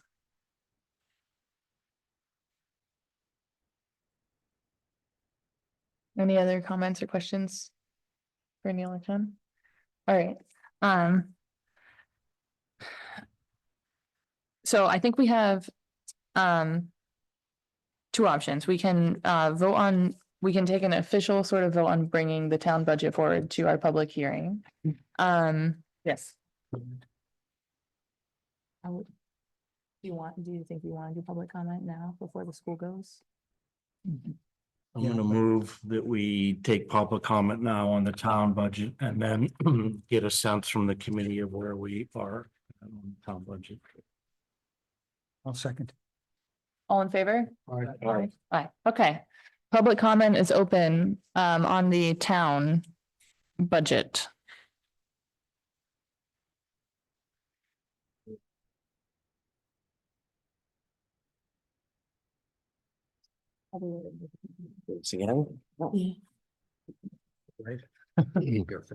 Bob Mattio, 108 Park Ave. Kind of wanted to dovetail on Mark's question about on the ambulance. Was looking at the sheet here in the income, the sharing from the ambulance portion. First off, I don't, and maybe I missed this, I don't see anything for police and fire, specifically fire. Do we do that?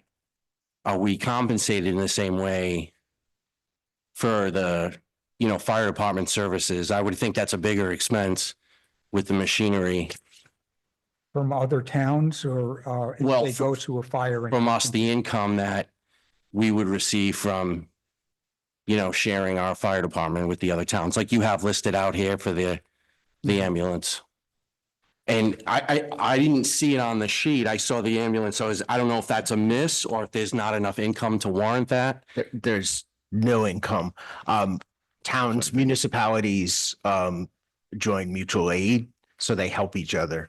And except for forest fires, which is reimbursed by the state, which is included in the income, there's no income. People respond here if we have a fire and we respond there if they have a fire. So it's in kind and and I'm assuming that's the same with the police. Again, it's probably not as costly, but That's correct. the same detail. Okay. Clarify on that. The fire department is actually much lower in expense, at least according to the budget, than the ambulance, and the police department is about equal To which one? That's surprising. to the ambulance, relative to the ambulance. I mean, it's like $100,000. Largely related. We have the same number of full-time police officers as we do ambulance people. Mm. So Okay. it's The that fire much. department is volunteer. Right. Okay. That's true. Part. And then just a minor point really was the, I noticed one of the towns here that there was a drop off in Warner, here that looks like it was cut in half. And that's not in a collection state or anything, right? That's projected, or assuming that's the income that actually dropped off. That's not in a collection state with Warner. We don't have to send Neil over there to collect another 46,000. It's timing, actually. I think we've received it already by now. Okay. Because compared to this. Gotcha. Okay. Thank you. Like I said, our numbers are preliminary. but- And the costs paid by Warner and Webster are based on the number of calls on a 3-year average. Gotcha. Understood. Thank you.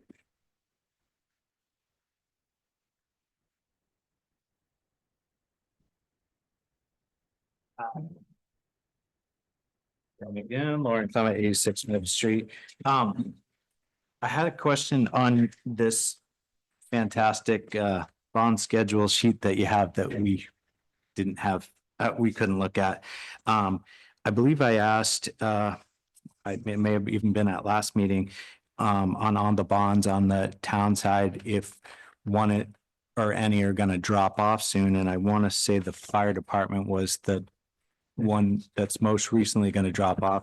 And I'm wondering if on that sheet with these 5% increases, if it also shows that deduction somewhere in your Yes, sheet that we Yes. can't see. the actuals, Neil can put it up on here, but yes, it includes the actual estimated, the Okay. actual expenses for each year. Dropping off. Okay, okay, that's cool. I kept hearing the new added, but not the subtracting. And we knew that there was one there.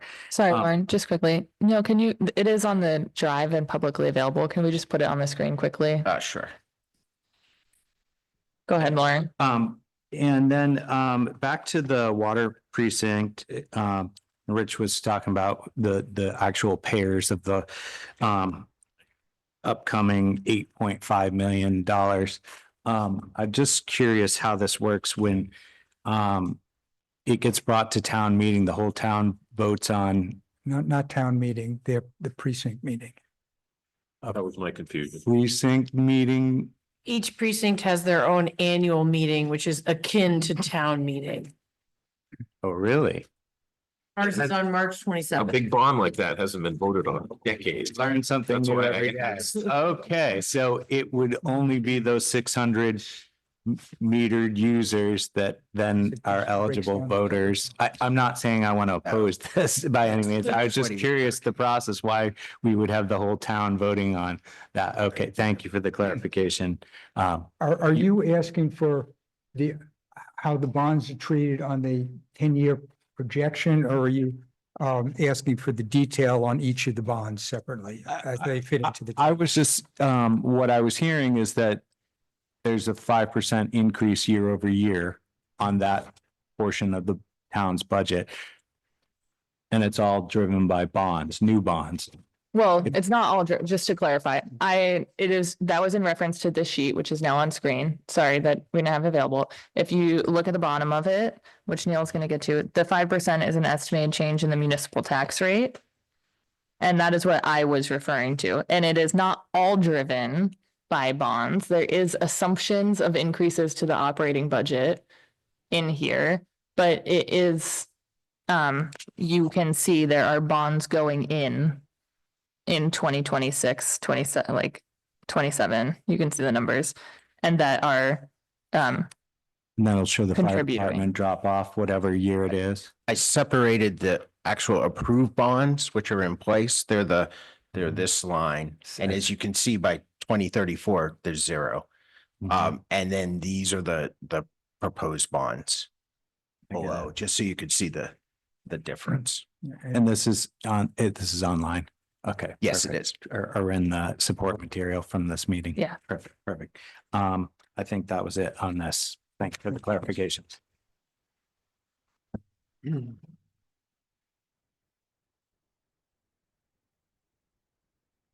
Christopher Gross, 76 Checkerberry Lane. Just to follow up on what I just heard, because it's news to me. So there's a precinct meeting. What mechanism do you use to validate that the people that are voting on the bond for the water are only people that receive water in the precinct? So we had a small bond get voted on 2 annual meetings ago. And everybody in attendance voted on it. And Neil, you can help me with the structural aspects of it, but the water precinct, at least in Hopkinton, as I understand it, is under the auspices of the precinct proper. We pay the legal fees, we pay the insurance for it. So everybody in attendance voted on the bond, even though it was regarding the tanks for the water system. So for Kentucky, for this $8.5 million bond, or however much it's going to be,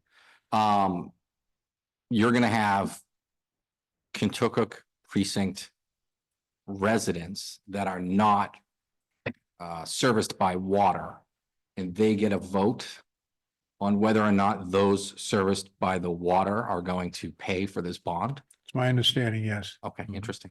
Okay, that's all I got. Thank you. Don, how many residents of the precinct are not users of water? I don't know that number, but it's not many, I don't think. I was going to say, I think it's very, very small. A few opposite your house, Foster Barnett, and I don't know of many others. So I don't know of anybody, I don't know personally of anybody that has a well that's in the precinct.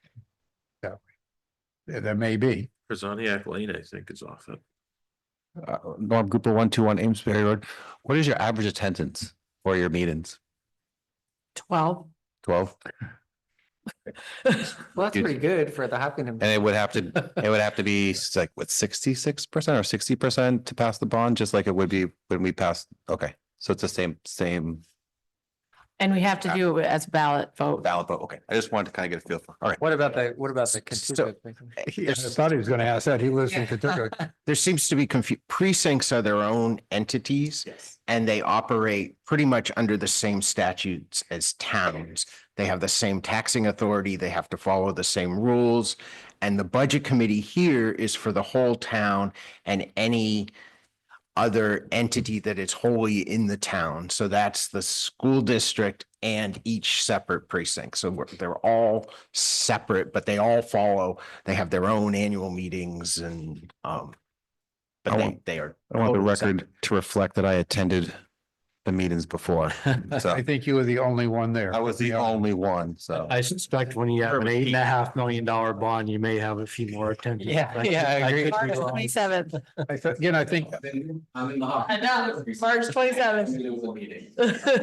I think. 7:30. I gotta clarify something. The 8.5 million will not be the bond. We'll already have probably 3.5 million in the kitty and we'll bond the rest of it. So- And just to be clear, that's not being voted on this year. Correct. Okay, It's 10 years. okay.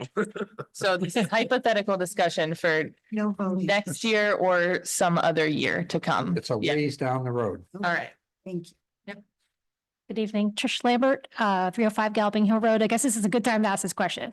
So I'm understanding all the separations of government. So back in the day, there used to be a DUNS number, which I think is a unique identifier number. Are they separate for all of these entities? Do you have a different number for each one? So town has one? school As has- well as a different tax ID number too. We're totally separate entities. Okay, so the UIN is which is the new number that replaced the DUNS is, okay.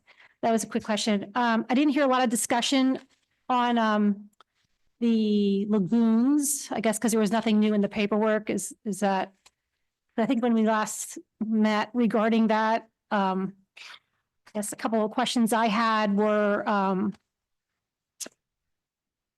how quickly we had to get it done. Is there been any changes on that? And I guess my biggest concern is the way that there's being forced to do it quickly. And I know that it sounded like from Neil's explanation was that, well, we got some money, we need to use it because it's available. What happens if down the road you make these changes and then now there's something else that you have to meet? It just seems like we're kind of chasing our tail. So I'd rather, for me, I would like to hear more about that. And I didn't hear a lot tonight on questions. Because I think that's going to be a big bill for people going forward.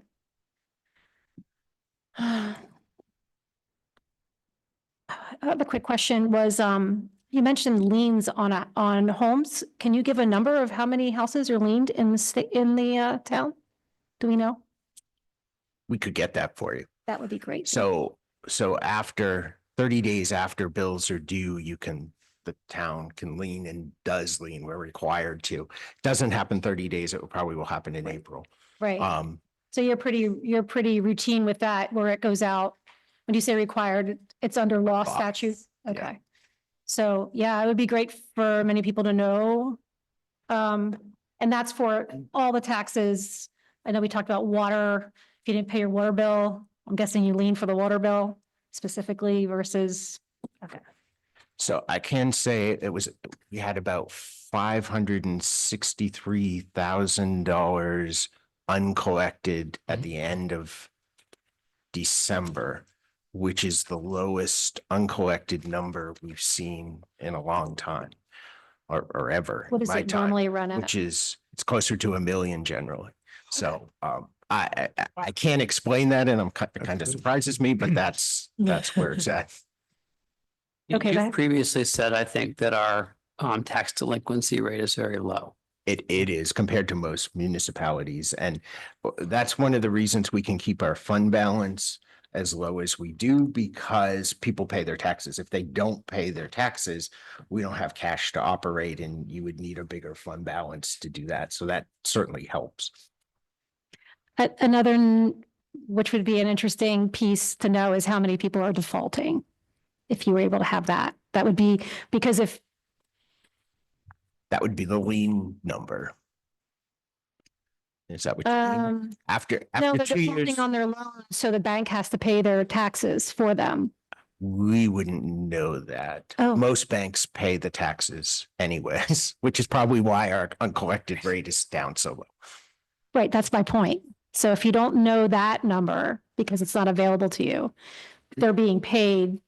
Why are they being, you have a question, the question is why are they being paid? Are the banks just paying them because people defaulted and you just don't know it? Like, that may be a factor in why it's getting paid now, because it's not the person who just can't pay it.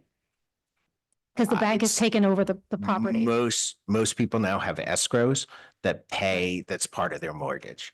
So I think we But have the escrows fewer have people gone up. without out mortgages, which is where you get the, Say that one more time. I think there's fewer people that don't have mortgages probably. In town. And more banks require the escrow. So we have a lot more funds that come. Right, because there's a out. threshold for that.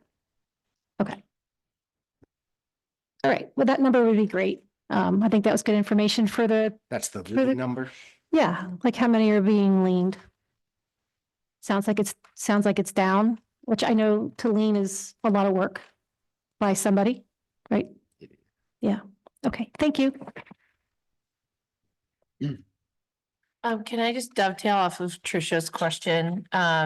What if we vote to bring the town budget to public hearing tonight, that includes the bonds, correct? Separate votes. Yeah. It would. Yeah, I think we separate would vote warrant separate. articles, but yes. Yes.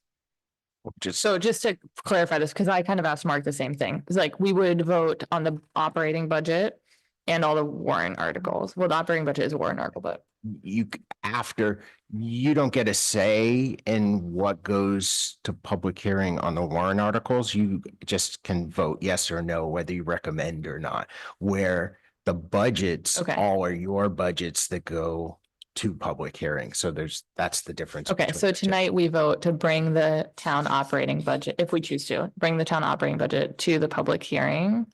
But we do not have to vote on the warrant articles. Not specifically, Okay. Thank you. although any input you have would be appreciated.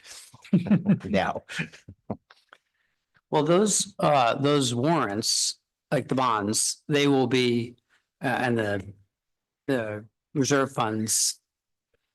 We will ultimately vote on them, whether we recommend them or not, right. right? At the public. We just, Either up we can't, yeah, or we, not. we can't change them, what goes to the public hearing, those Correct. amounts here. Or what goes on the warrant. You can just simply just- recommend or not recommend. Okay, yeah, thank you.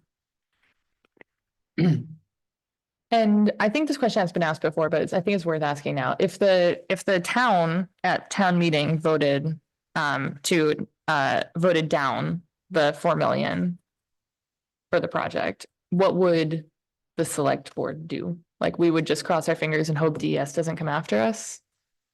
I think we'd be expecting DES to come after us. And we'd probably lose the opportunity for that grant money and the lower interest rate that goes with it. And whether or not DES would decide, well, they're just gonna have it done and bill the town for it. So on February 10th, there'll be bond hearings, which is a Monday, and be much more sort of specific information and on all of that to specifically go through that, if that's helpful. Open to the community. Yeah, Great. Just to repeat that, February 10th bond hearings. What time is it at? they usually start at 6. I see there's a participant online, Gail Kimball. If you would like to go, you can unmute yourself. Unmuted. Here I am. So if you move the budget forward tonight, you're moving it, do I understand this correctly? You move it forward without knowing the impact of the warrant articles? So you don't have a proposed percentage, so you can't tell me what the overall percentage impact is. Is that correct? No, Gail, the, No surprise, Ken. if everything was, that the select board is now proposing, was adopted, the bottom line impact would be an increase of 15 cents per thousand or 2.54%. Well, I have to say that's pretty impressive, the less than the 3% increase. Thank you for the hard work on the part of so many people. Thank you on behalf of everybody involved.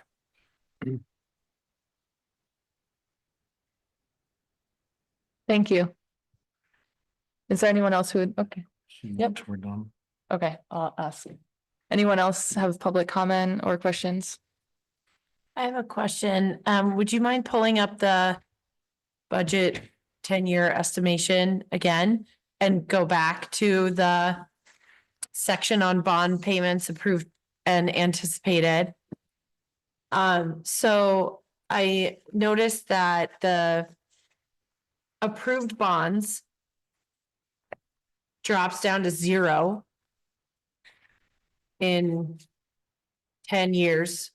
And so does that mean that we're going to be finished paying the Briar Hill bond in 2034? Yes. So what you see dropping off in 27 is the fire station, and then another road bond drops off in 30, and then Briar Hill is paid in 33. Cool. Steve, you had something? Yeah, just, it occurred to me after the fact when we were talking about the plowing and the overtime. The plowing that's done on our roads, obviously not the state roads, but is that a combination of town employees and subcontractors? We have one subcontractor. That's it. They're hard to get now, so Understood. I mean, traditionally that is your off season, though, if you're Weaver Brothers or oddly that they do subcontract out to a lot of towns. Yeah, I mean, we do have, I think he's an independent though. Mhm. So is that something we solicit bids at the beginning of the year for the beginning of the? we for largely independent? have a rate and we take what we can get. We don't pay as high as the state, which is where the big Where they go. companies go. Yeah, okay, understand.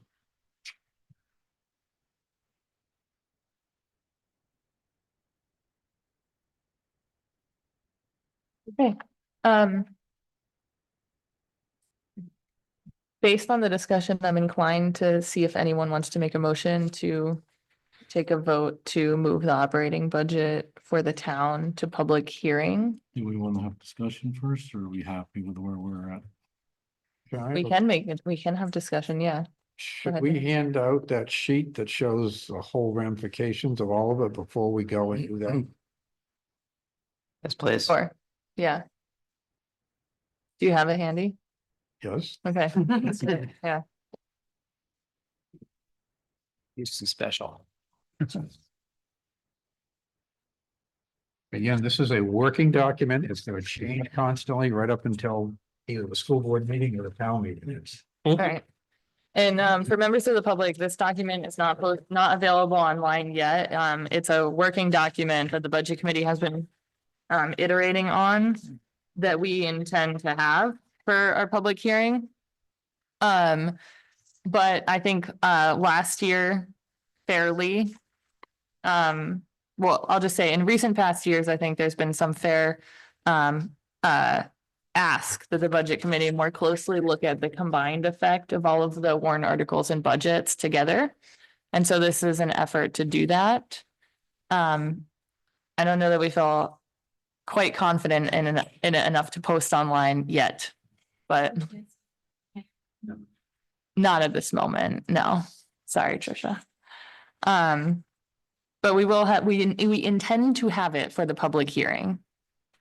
We have to have some time to work on it in order to get it there. Do you want to talk through it, Don? Yeah, Don, could you just pull the microphone a little? Just to make sure. Thank you. again, this is a working document and the numbers on here are my best gatherings. So please look at it as critical as you possibly can. And look for any errors that might be in there, but it basically shows the school and the town as to what's proposed and then what we would recommend. I'm showing here that there's no difference in those two. But if we come up with a number for either of those that is not recommended, it would be put into these numbers. And you'd see a slight difference, or a difference certainly. In the top part, it's just the increases from previous budgets. In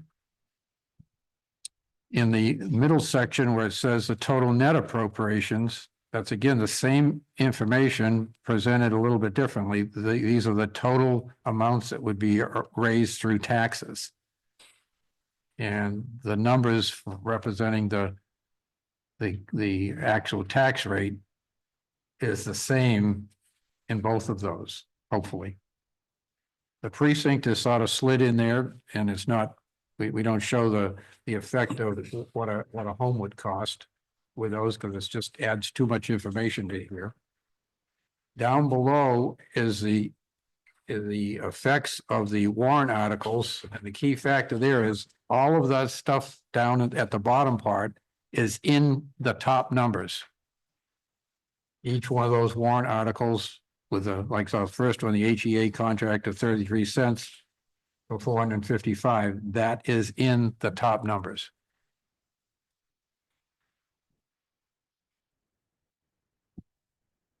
Does that help in trying to, see what's going on here? Because there's a couple of givens, the total amount for the state school part of it. That's just a number that is an estimate. It's using last year's number. So there basically is not much change there, although the school has added a 3 cents on that one. The county one down a few more lines down is again just a total estimate of what the county had last year. I don't think, Neil, there's any more information on that one. We should be able to get that. Okay, that would be good to and put into there. So before we go into discussion on the town to move towards a vote, quickly, is there consensus on the committee that this type of document is helpful to bring to our public hearing and share with the town at meetings? Yes. Okay. I don't feel like we need to vote on that, but we will agree to update it so that it's ready for public consumption. And thanks to Don, who spearheaded putting it together. Where are the estimates or uncertainty in it? Pardon? Where are there numbers here that you are not sure about or you've estimated? It's on the county estimated one on the top part of it. That's an estimated one.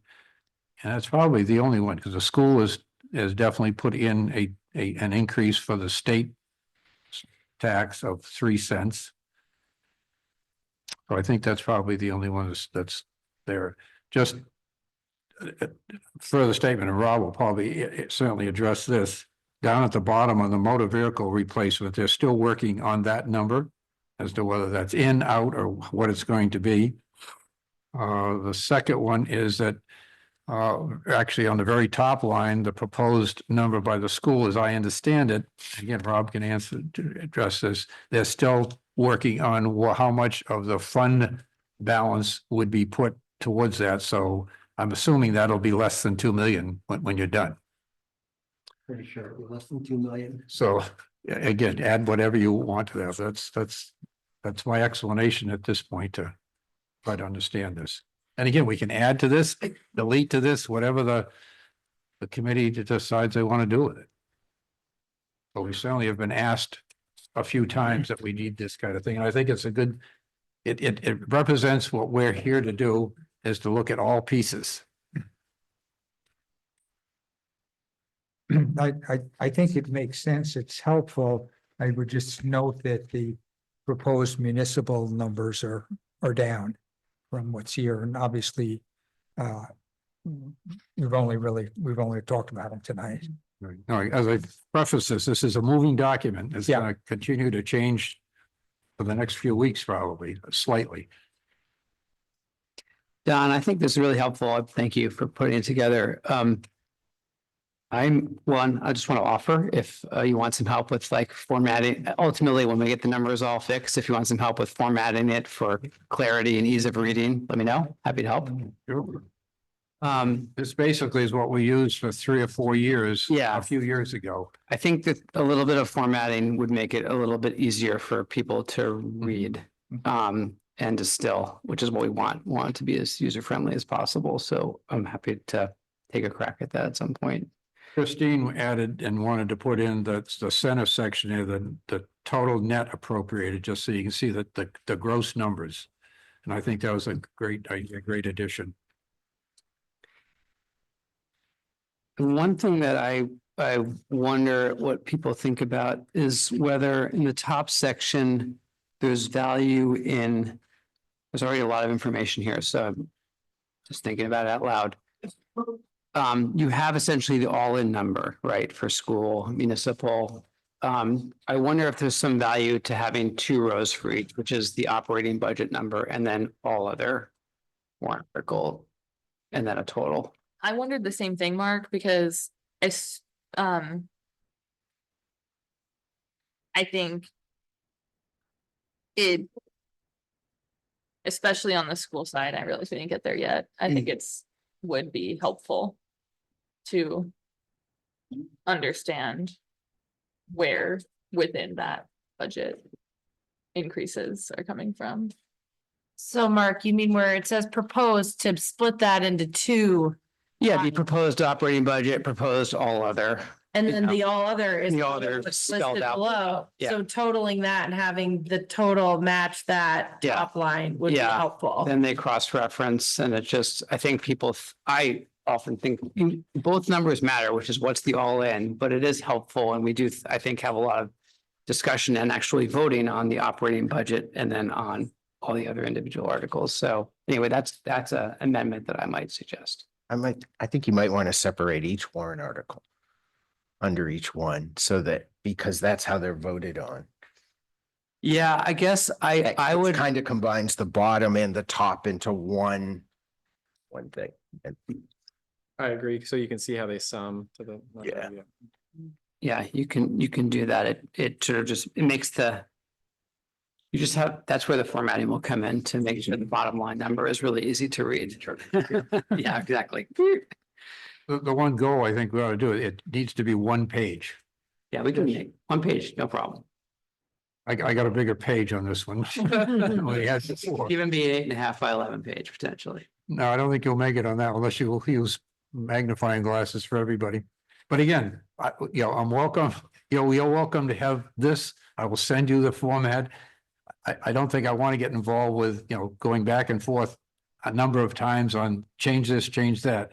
If you want, I'm not saying I don't agree, but if you want to take that over, be my guest. 'Cause I have Once work- the numbers are all. Yeah, once we get.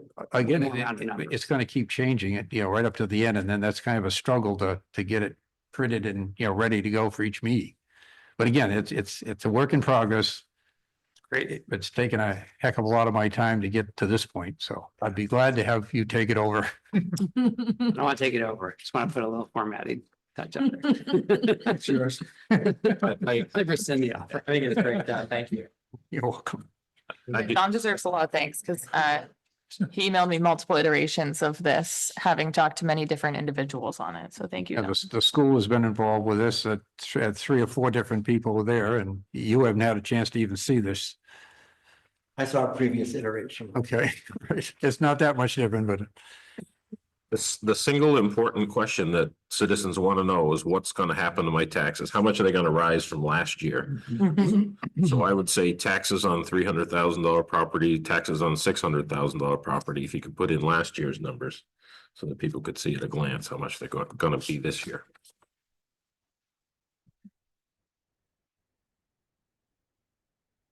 Do we want to continue discussion on the town budget as you suggested, Steve, now that we have this in front of us? The open forum on discussion. And actually, before we do that, I think it'd be appropriate probably to close public comment since there were no other folks coming up. Okay, so we're gonna close public comment. We're gonna discuss. And and then possibly vote. Okay. I'm gonna bring my dead horse back from last year. It's hard to quibble with a budget for the town that's, no matter what rate of inflation you actually end up looking at, is under that rate. However, two things, personal objections that I'm gonna say again. And one next year, I guess, one last time. Not having impact fees in this town is fiscally irresponsible. Since 2010, we have added 133 units of new housing. If you do the math, even at a conservative impact fee of $5,000, that's $500,000 that the taxpayers would not have had to expend. Hopkinton was one of the first towns that actually litigated in the state impact fees, provided our master plan is up to date and all our other planning board documents. There is a law in place in New Hampshire as to how you assess impact fees for roads, schools, water, everything else. It's plug and play. I do not understand how come we don't have impact fees in the town of Hopkinton. Secondly, appreciate the hard work on the budget, and I know Rob and I disagree on this, but in this day and age, not taking one department a year, and I would start with the Department of Public Works Roads, because that's the largest budget. And that should be zero based, which means tearing that department apart on paper and rebuilding it from the ground up. That is something that is used in other towns. It's obviously used in corporations. And I think that would be a good practice for the town to start. And I think I said that last year. I'm just going to reiterate it this year and play all I have to say.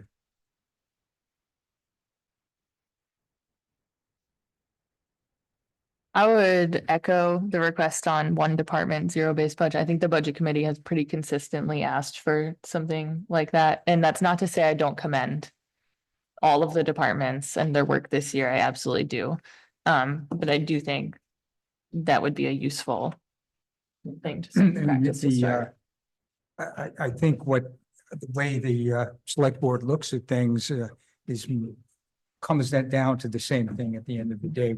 We do look at every line expense and try to understand, is it necessary or not?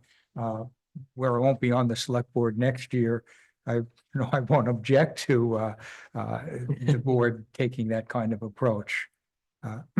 Then it would, maybe a recommendation for next year is just to have like, pick your favorite department or something, present the methodology of that to the budget committee. And say, hey, So we provided you with the one pagers, that's true. which, so if there's more that you want in that, I think we do basically zero-based budgeting, because we do go line by line, number of pencils right through. So, maybe I'm not understanding exactly. I will speak for myself, not anyone else. I think what would be, and again, I'm inclined to support this budget, spoiler alert, but I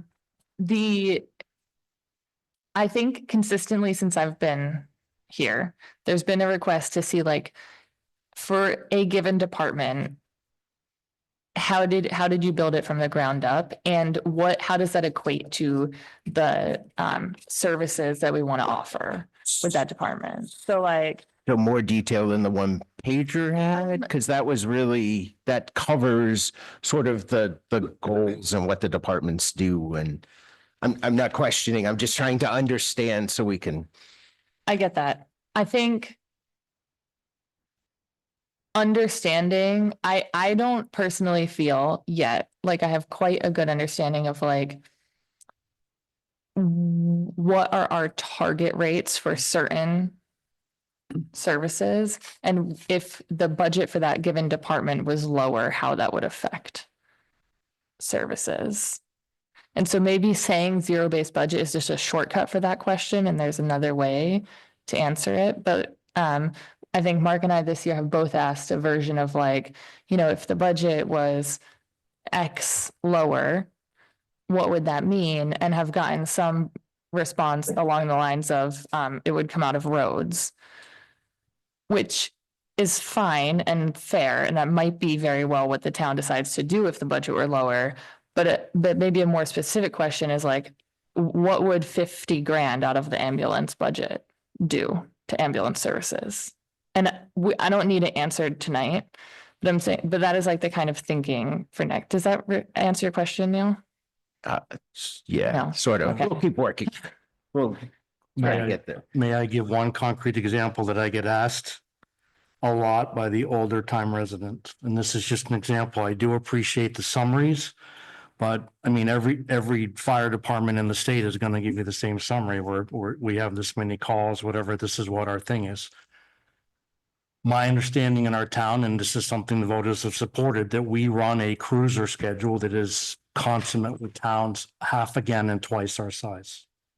That is something obviously that the taxpayers have bought off on over the years, but in this budget climate, you know, at some point, these numbers need to be discussed. What we were doing 5 years ago in a different budget climate, does it make sense today?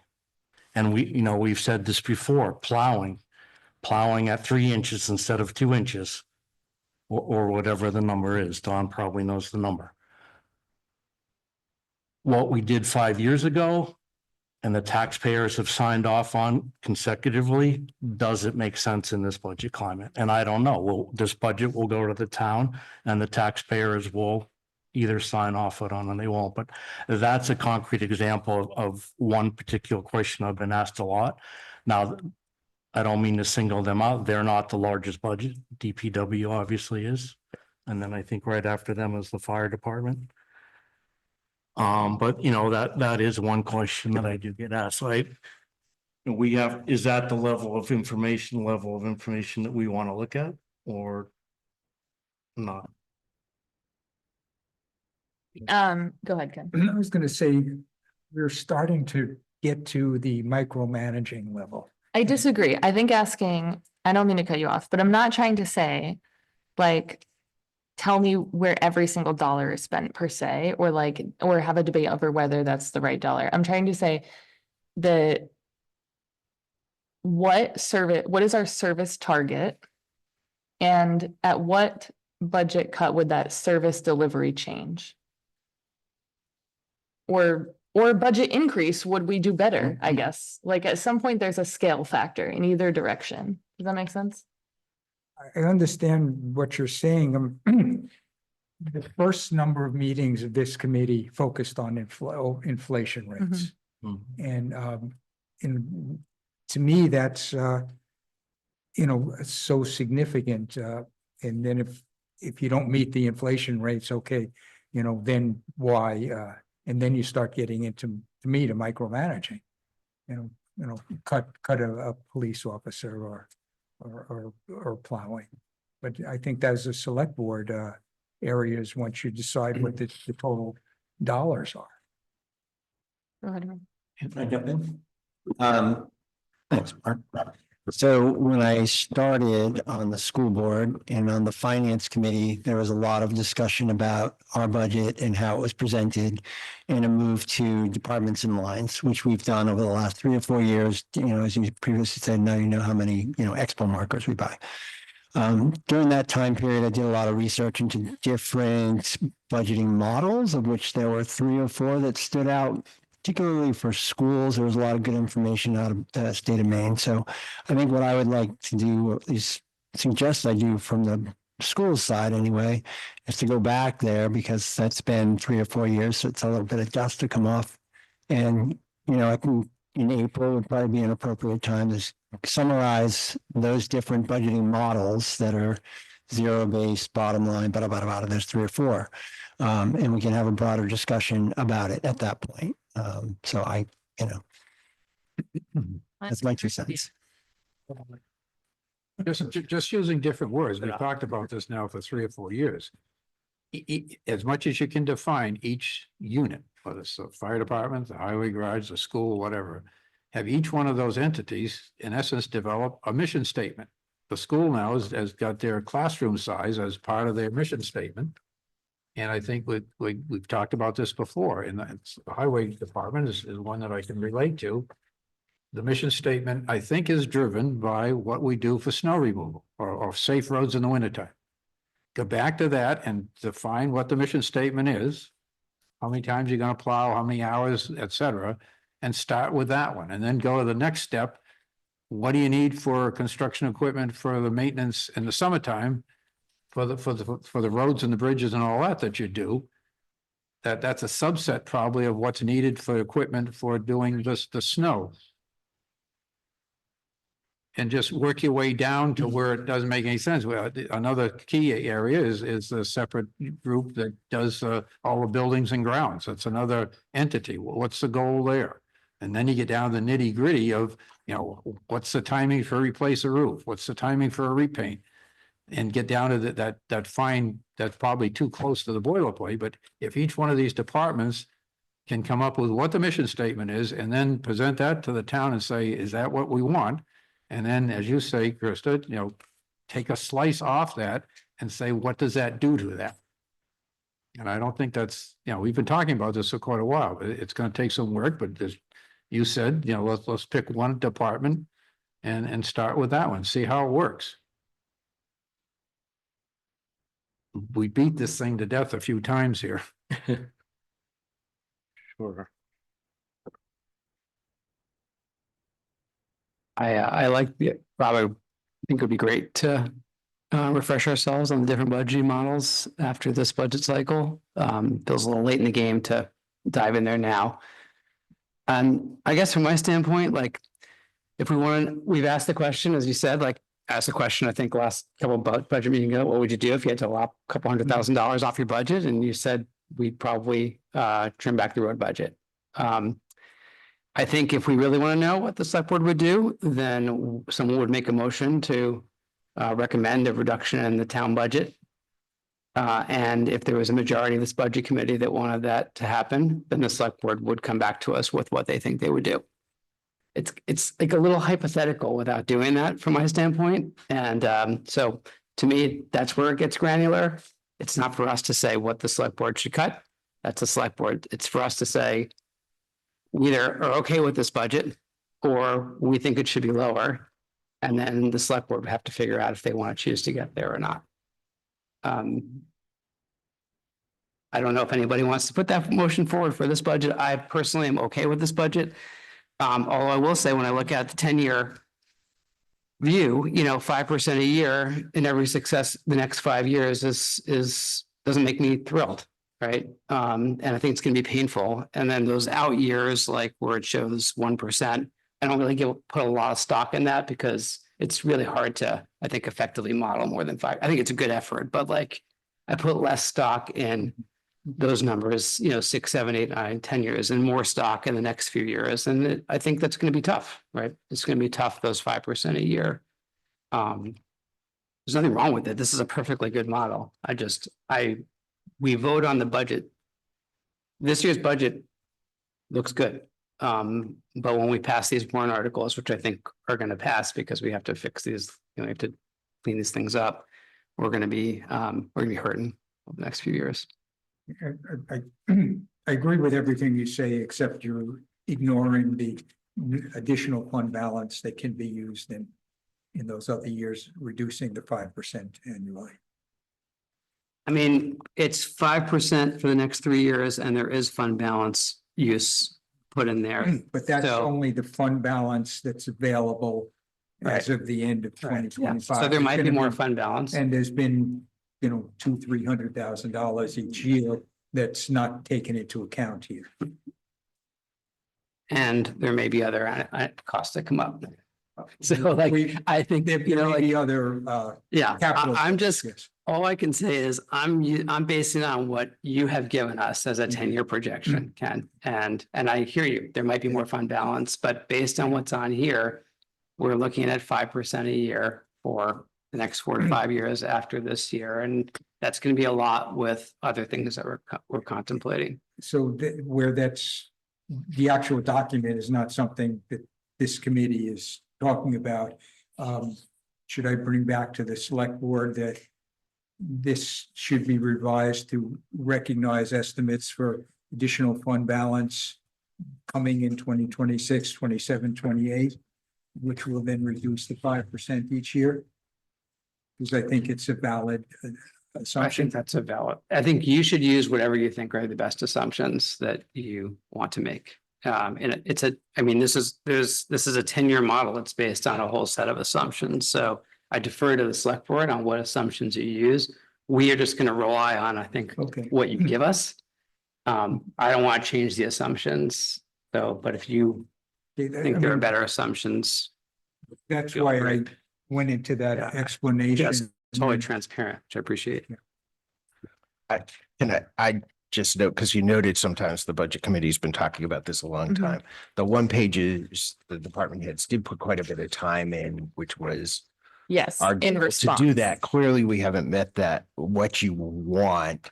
But we also didn't ignore Yes. that you asked for more information. Excellent We tried to comment, provide that. Neil. I just want to make because that I clear. was going to just state personally, I don't want to speak on behalf of the committee. I feel like both the school and the town have been very responsive this year to all the inquiries from the budget committee and more transparent than any other year that I have sat on the board and clearly in response to feedback from this committee. So I don't mean to state that there has been some kind of like ignorance of what the committee says. I think from my perspective, I also am just looking for, I'm going to vote for the budget tonight. I'm looking forward also at the future and thinking next year, oh no, this budget committee's job is going to get harder again. And you know what I mean? So that's where my comment's coming from. I thought the one pages were excellent, by the way. When I was going back through the budget and coming up with all my overtime questions, it was really helpful to look at those one pagers for each department. Thank you. We move the question. You can make any motion you wish. Let's get to the vote on the town, please. I will second that. All right. Okay, so is there a particular wording I have to use? Do you have to like read it? You could just say you want to move the operating Operating budget. budget forward to Okay. public hearing. Okay. All right, so we are voting to move the town operating budget forward to public hearing. All in favor, say aye. Aye. All not in favor. Okay, it passes. All right. Time check and bathroom check and so on. Shall we proceed directly into the school? Or just, do we want to take a 5-minute recess to use the bathroom? Obviously. We would like- okay. All right, so we are going to recess for 5 minutes for a quick break and come back.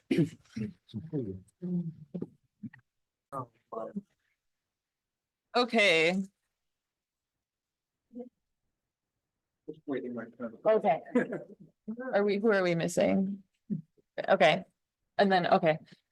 All right, so we are moving on to update on the school district budget. I think we will probably follow the same format. We will get our update. We will open to public comment, discuss, and possibly vote. Does that make sense to everyone? Okay. Okay, so my update is really just a response to questions and information that has been floating about in the public arena since our last meeting. So the first one was Ken's question about the impact on the tax rate as a percentage.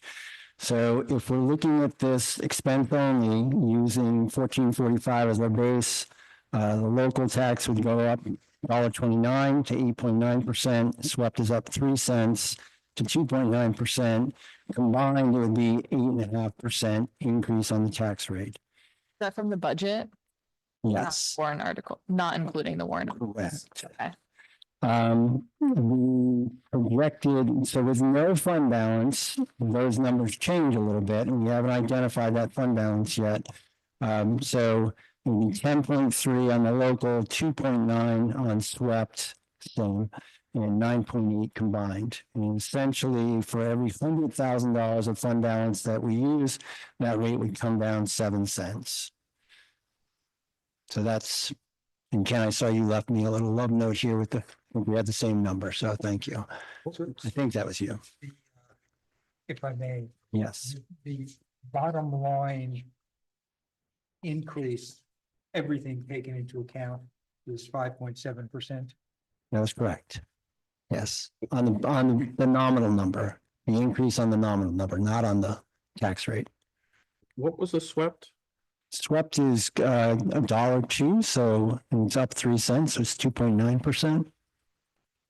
And what was the other one below local? You went so fast, I couldn't write it down. I'm sorry, the local, there was $1.29. $1.29. And that's, we're at 14.45, so that'd be an 8.9% increase on the local. And put those two together and we end up at 8.5%.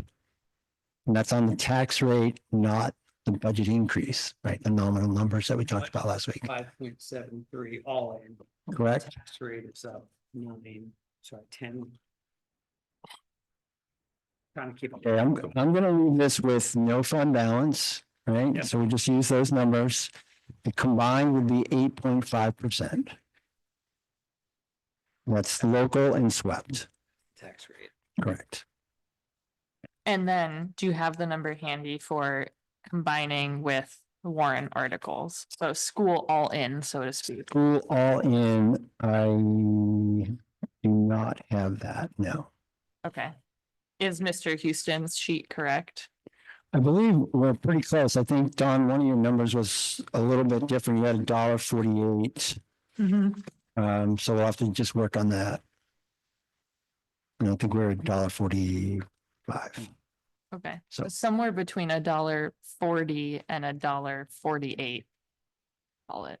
Yeah. Pending fund balance usage and stuff. Correct. And again, we will have that fund balance decision prior to the public hearing for sure. But things are, we got a few balls up in the air right now that we just want to make sure that we're giving a good number. Yep. So that was the first one. Krista, I got in your email and just a few responses to that. So there were some questions about the third grade teacher, and Mike went back and looked at the slides, and somebody made me copies of all of these, so I don't really think we need a copy, but if you go back to last year's budget, you can see that the reduction of Maple Street school teacher was there, and that offset some of that ABA cost. So we probably discussed a third grade teacher at some point, but it was the fourth grade teacher or a teacher at Maple Street School that was reduced. And currently at Maple Street, there are 3 fifth grade teachers and 4 fourth grade teachers. And my understanding is that number is going to flip next year as that fourth grade moves up. So So let me just make sure I get this. There are currently 4 third grade teachers, 4 fourth grade teachers, Yes. and 3 fifth grade teachers. Correct. And that reflects a reduction from last year of 1 when you add those together. Correct. Like, Yes. and exactly where it will hit is going to change kind of because you're adjusting to the class sizes. That is- It is a reduction of 1 Yeah. In last year, that is what happened. Okay. Not this year, last year. last year. Right. Okay, There's no reduction this year. okay. So they're just changing positions, which is common. That has happened historically many, many times. Mr. Nato, am I right in saying there's only 3 sections of the second grade this year? I'll take your word for that. There is. Yeah, okay. There's a question about the curriculum director's position going away. So we are reducing 2 admin positions, the assistant business administrator that we knew, and the curriculum coordinator director. So the question was, how will that work be made up? Will it be stipended? And that is still something that is up for discussion in terms of how that gets parsed out amongst the current leadership staff. Work in progress, so to speak. And that decision will probably, be made in the next budget cycle. The last one was the question about the retirement gathering that is in the budget, and it's in the SAU line on the first page. If you still have those big spreadsheets.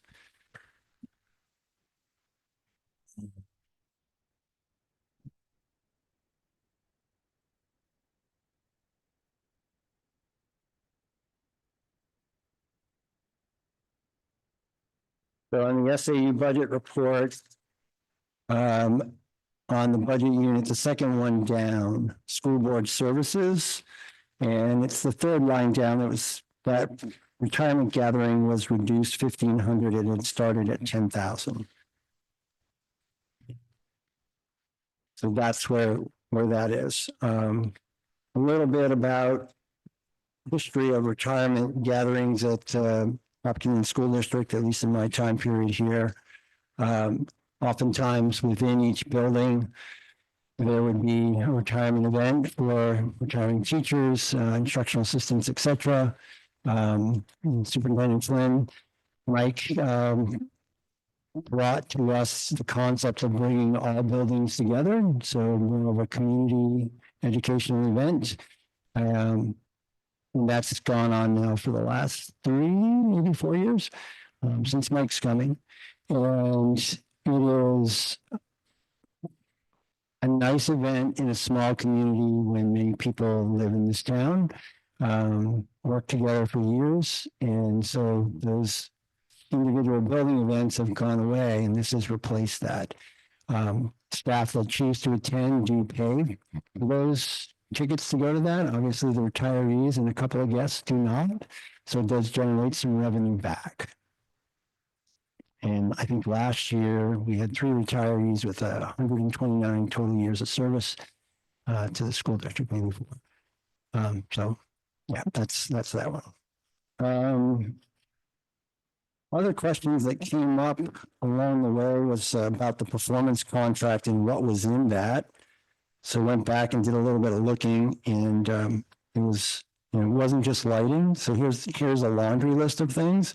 Interior lighting, which was LED shifts, gym lighting, exterior lighting at all schools, building envelope changes, all 3 schools, CO2 scheduling changes, replace the HVAC system at the middle high school, replace an oil boiler at the middle high school, exterior door replacements at all 3 schools, an electrical sub panel at Maple Street, circulating pumps at Maple Street, heat recovery unit, 4 of them at Maple Street, dishwasher hood and fan replacement at Maple Street, remove an oil boiler and replace with the, I like to call it the pellet rocket at Maple Street School, the kitchen, refrigerator, freezer controls at Harold Martin School, and a unit ventilator replacement at Harold Martin School. So those were the items that were in the performance contract. It was, and it got discussed here, it is a little bit odd that the board at the time chose to put 4 payments in a year for that.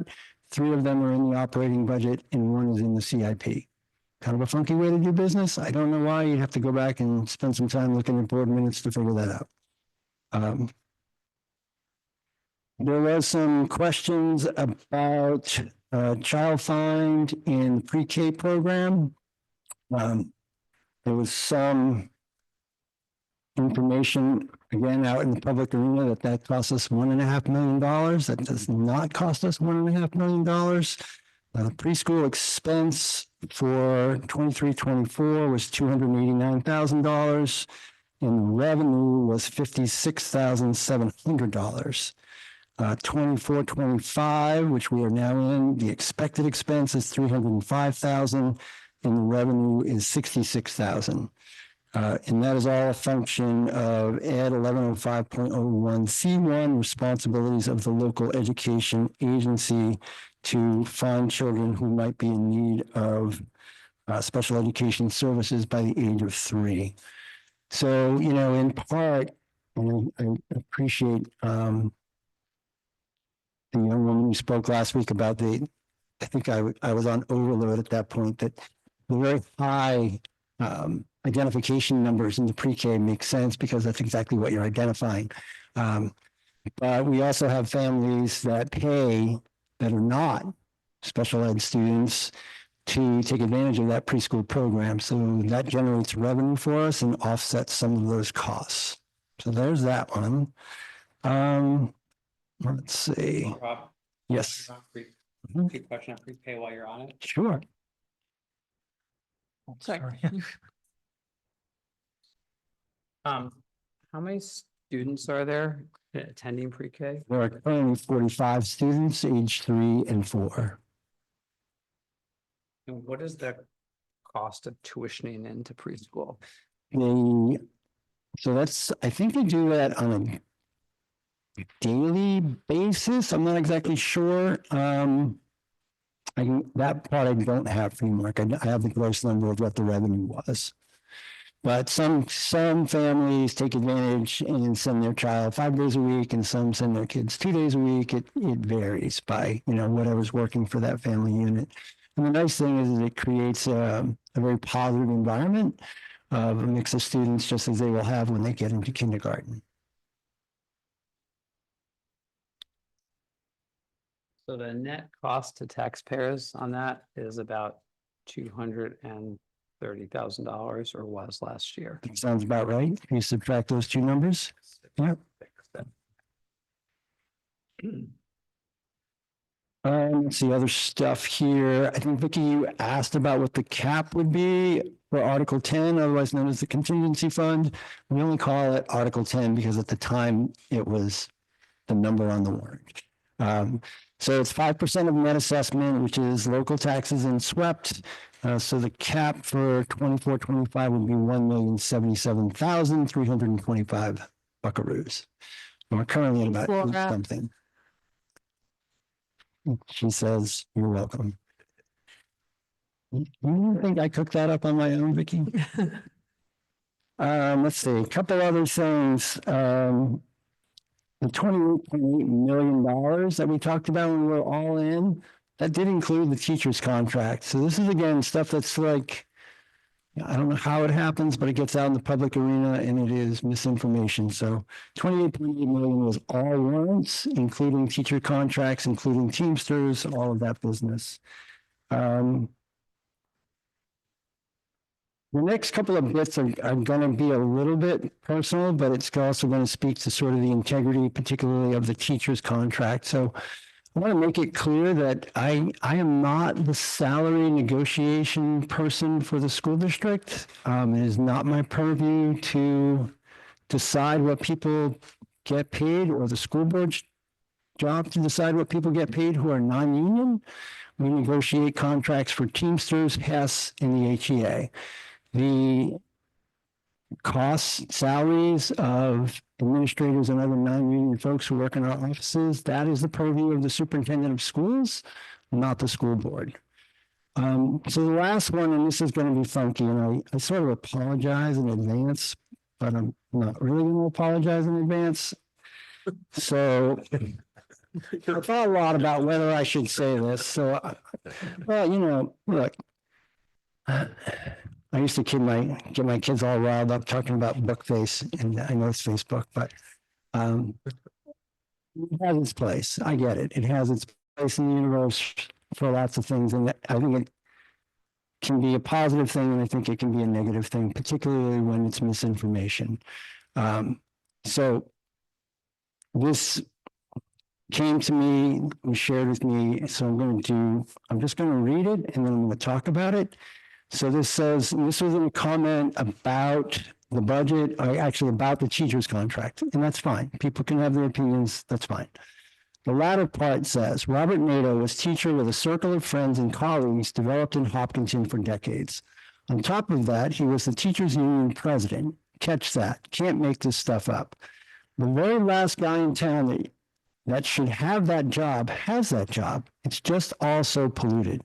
I'm guessing we need to fully peel back our skull caps to jam in the coming sales pitch that the former president of the teachers union is transformed into a guy negotiating against the financial interests of all his longtime friends, his own union pals, and his own paid package. This is kabuki theater government. This is another part of the Hopkinton money hustle. So now I'm going to channel my best Ted Lasso. So I've been watching a lot of Ted Lasso. I love Ted Lasso.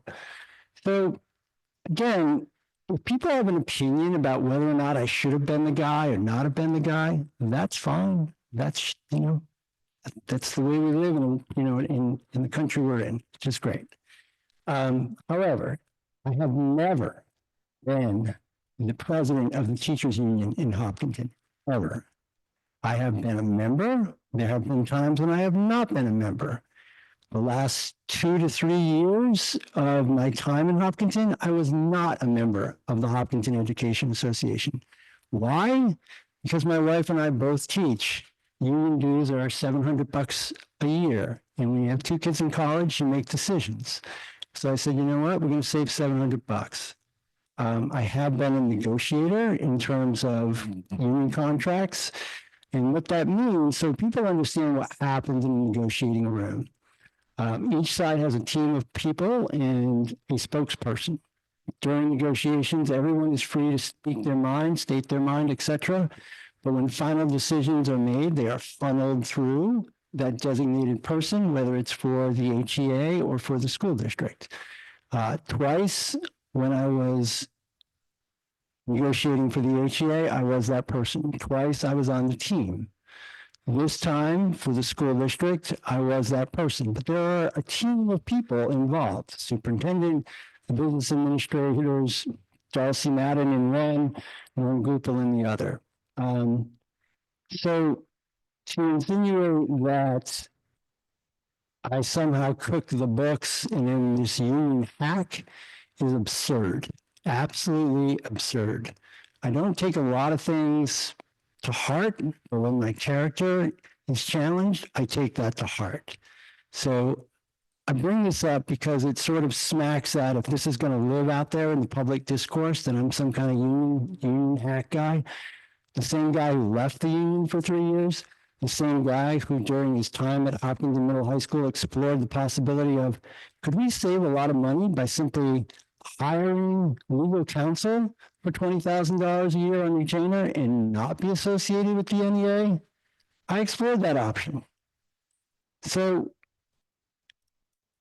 when I was negotiating for the HEA, one of the first questions I would ask once we got past language and into finance is, what's going to be the impact on the tax rate?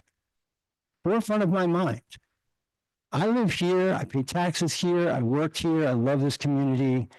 This notion is absolutely absurd. So that's my 2 cents on that. Thank you for listening. People can vote the way they want to vote, ask questions about the teacher's contract, but please don't let that fall into the spectrum of what we do. And I would hope that people in the world of social media, I think about Ted Lasso and the dart scene, the dart scene. So a curious person would have asked me first if any of those things were true before it just goes out into the cyber world. That's what a curious person would have done. So I think I've covered people's questions and I'm happy. Oh, CIP. So these are updates from Jim. I have a few for the folks in the audience if they'd like. So I think, our CIP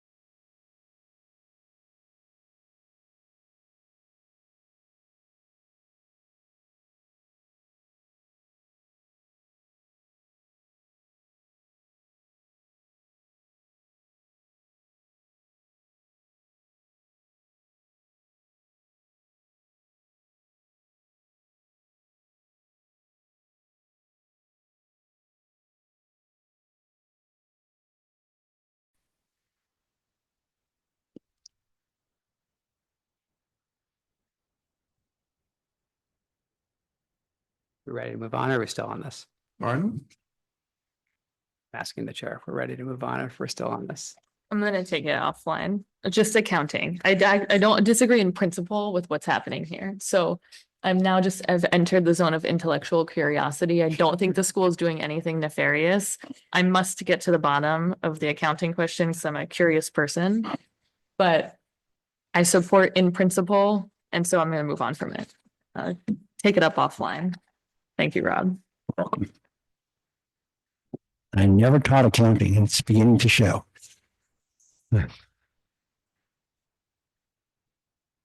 Ask a couple questions? Yeah. Rob, actually, before I ask a question, I just want to say, like, I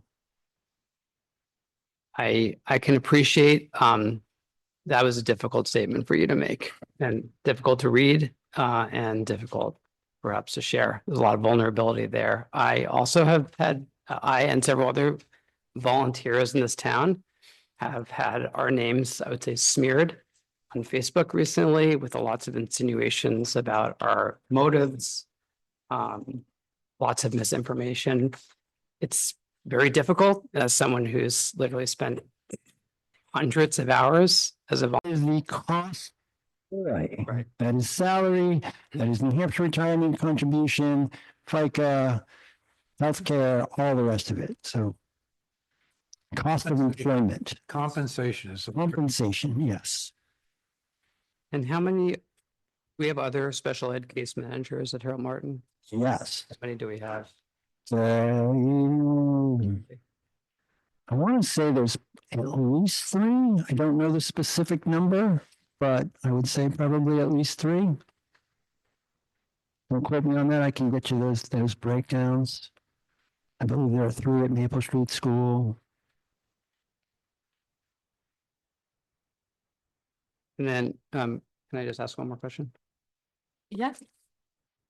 Just back on the pre-K, thanks for that information. So pre-K is not a required offering. It's something that our district added, I think, a bunch of years ago and has been continued to be essentially included in the operating budget and therefore supported by. Correct.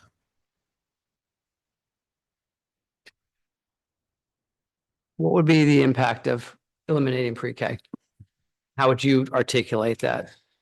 I think, and I would have to speak with or have Mandy chime in on this again. You know, one of the other things that happens when you sit here, I'm trying to answer for the superintendent, the special ed director, yada, yada, yada. It's a lot of hats. So if I seem uncertain, it's because I don't want to give you a wrong answer. It's not because I haven't done my homework.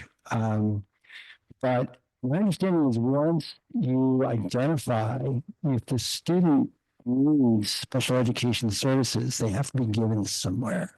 And whether that is the responsibility of the town or how that works, that's something I would need to find out. But yeah, you would have 3rd and 4th graders not. I'm going to pause there because I don't want to misspeak. What I can say is that program, and anybody who understands education and early intervention, is a critical piece of the puzzle. We talked about this before, but I think that is where the best buck is spent as early as you possibly can to get the deficiencies taken care of before we get into, you know, along the way, and it's harder to fix it. I'm not shouting down, you know, that's the way to cut. It's just. I'm just asking the question. Right. No, I'm just saying. I mean, I'm hearing what you're saying. This goes back to what if we were, you know, where would those cuts come from? So I get that. I'd cut sports before I'd cut that. And I love sports.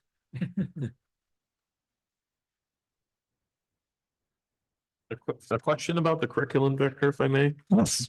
Has that position been eliminated, as best we can say now, permanently? Or if our budgets plateau and get well down below the 10% or the 8.5% level, will we be looking to refund the curriculum director position plus this new special ed coordinator position?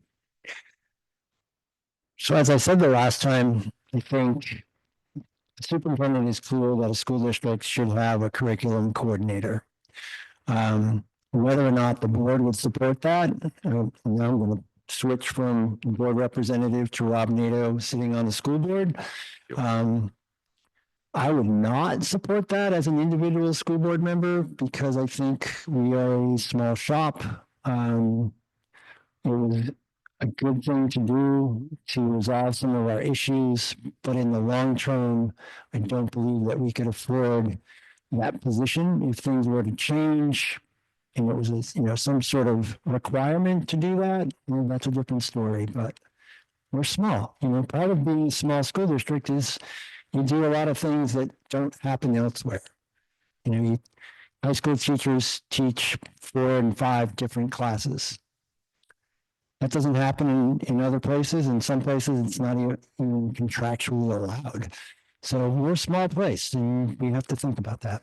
So to answer your question, I don't know. It's a question down the road. I would think that some superintendents, as Mike does, firmly believes it's an important role. I wouldn't disagree with him on that, but can we afford it? My position as a school board member, and this time, no. Thank you. May I ask another question? You may ask as many questions as you like. Thank you. I won't keep you too late. So 1.7 million was what you gave us as the increase all in, or $1.29.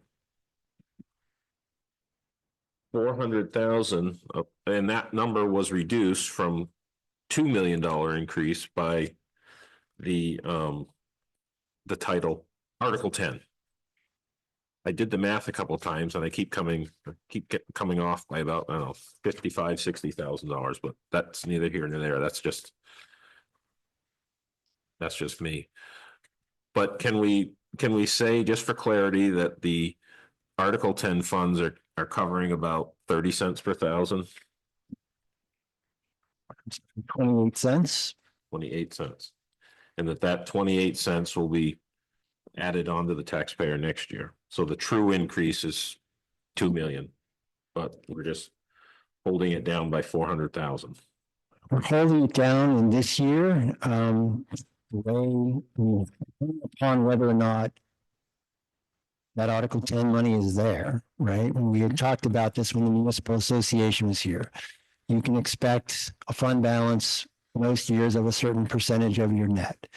I would think that through that process, you can continue to use that fund balance money or that Article 10 money there. At some point in time, it may be less, but yeah. It's tax rate stabilization. That is its purpose. So in this year, yeah. I just wanted clarity, that's all. Yep. Because my numbers weren't coming out right. Thank you, that's all.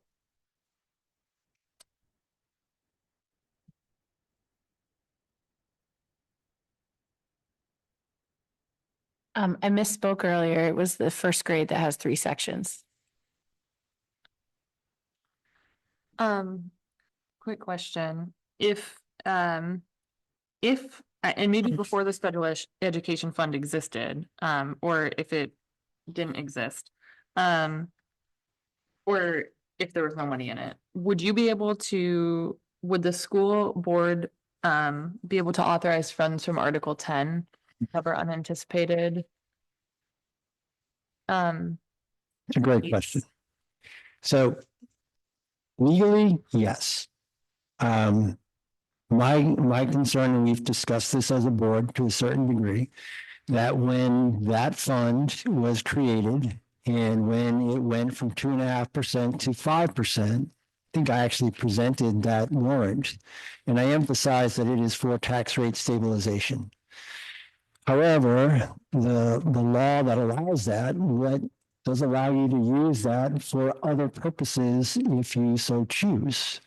I think that again, not speaking for the school board, speaking for Rob Nato on the school board, I think that it's would be appropriate to to make it clear to the taxpayers what the fund is to be used for. And I'm not quite sure how we do that, but legally, yes, we can. I feel that I personally have articulated that it is predominantly for tax rate stabilization. So. I don't know how I would, again, looking to you folks for some feedback, some memory on that process and what you see that contingency fund and how we articulated it to the voters. I think the establishment of that fund predates me, so I can't personally answer that. Well, I think to your point, though, if you've established a fund as your cushion, instead of using the Title 10 money, if you didn't have that, you can move that Title 10 money. It could be used as a cushion if you want to get rid of the cushion as it's described here. I believe the term in the language is emergency expenditures. I think it's something to that effect. So yeah, special ed shortage, other things that, if you didn't, you had a boiler go down and there was no money in your CIP, et cetera. Yeah, and but to be clear, like it's coming from somewhere.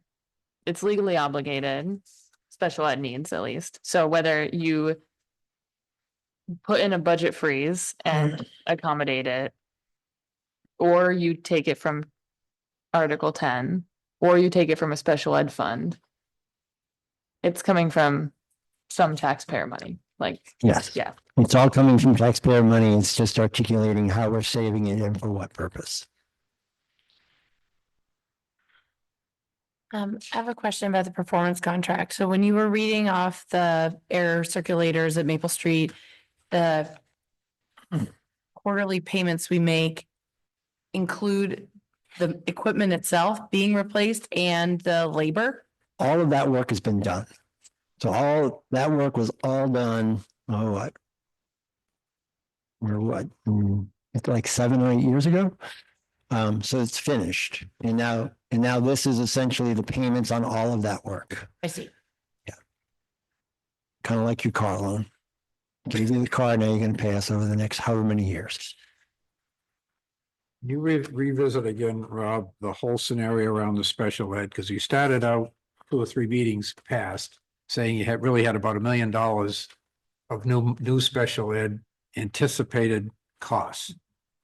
And that you were going to split it. We had our suggestion, split this up to do 225 here and what the 775 in the main budget. You again describe how you came to the $1 million that is the new money is close. I mean, obviously you can't disclose anything, but just how far out did you extend the need for that full $1 million?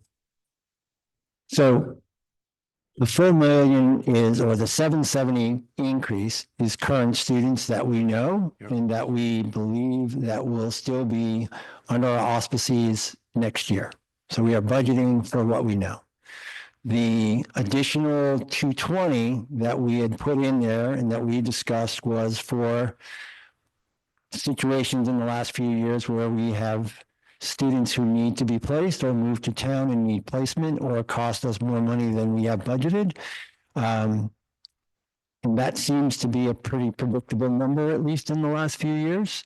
So that's why it was put into the operating budget. And then again, and I agree with the budget committee, if we were to do that and it stayed in and it didn't come to pass, then that money is in the operating budget. I don't think that's appropriate. I think it is far more appropriate to put it into the trust. And if we need it, the money is there. That trust has not been used. I think this is the first time in many, many years that it had been used, but now it's down, significantly. So if we were to have another situation like this year, we would not have the funds to do that. And we would have to, freeze budgets and do all the rest of it. That's been sort of the pattern in the past. Restate again, how much is left in the trust? Just roughly. About $50,000. Basically zero. $50,000 is $50,000. It's a lot of money.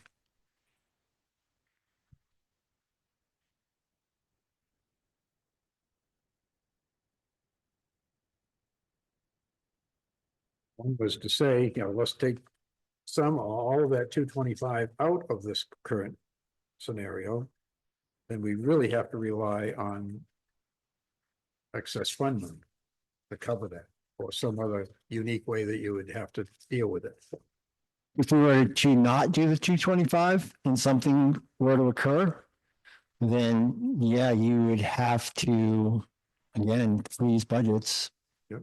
And cross your fingers, I guess, to a certain degree. There's money left in the title 10. Yeah, you could use Article 10 to cover that if need be. It's there. I mean, if it had. Yeah. I mean, if we drop 400, that'll be down to 486. So.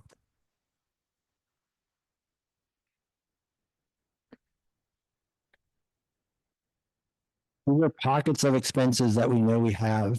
And I think that's why, the trusts were created. That's why the tech trust was created, post-COVID, because we know that we're moving in that direction where we're more technology bound than we've ever been. And how to parse that out and have money available in terms of when, crises occur. Or expenditures, just like in CIP. You're going to have servers and the rest of it that need to be accounted for. One of the rationales to do that, as I understood it, was also anticipating that state portion would be a lower percentage. For the special ed. Yeah. So the adequacy for special ed, yes, there's a reduction there. We saw that amount again in the primer, what the amount would be. So less revenue, but my understanding is that is in the operating budget. And we wouldn't rely on the trust for that purpose, but that reduction is already accounted for in the operating budget as a reduction in revenue. So is that reflected in this estimate, the estimated revenue sheet here? I believe.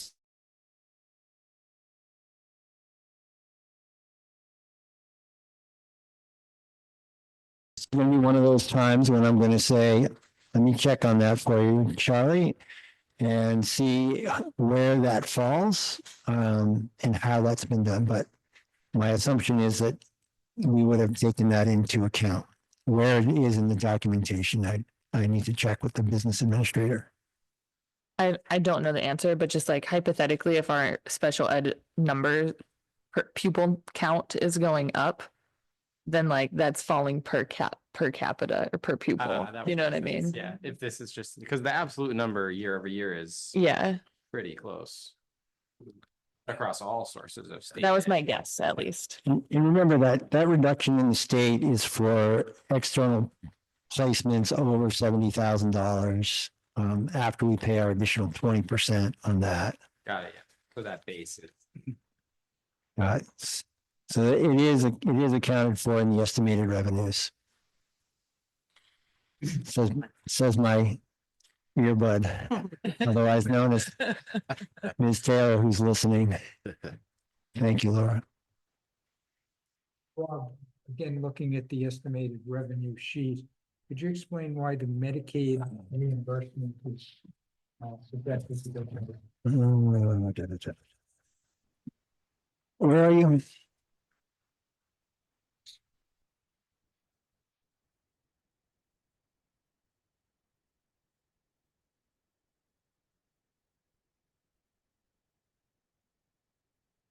I'm not 100% sure why that's forecasted to be less. It probably has something to do with students that we have that are eligible for Medicaid reimbursement, because not all special ed students are eligible for those reimbursements.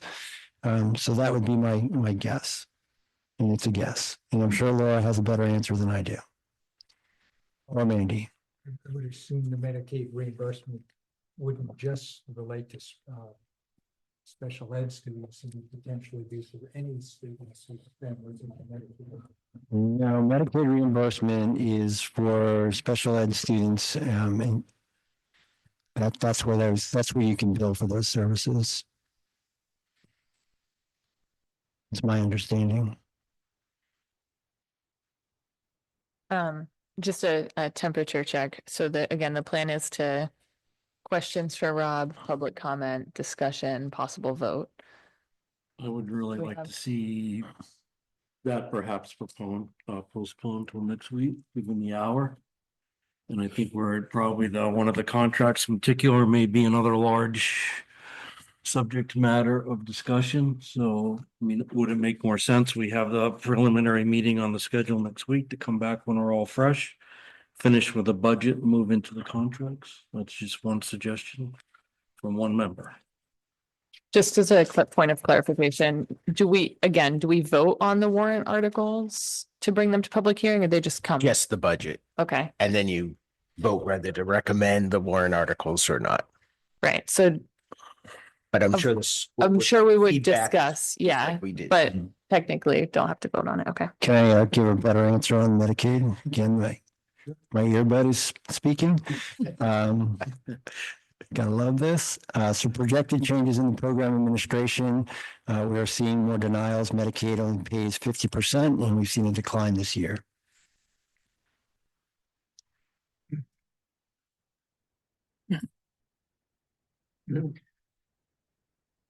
Are there thoughts on Steve's suggestion?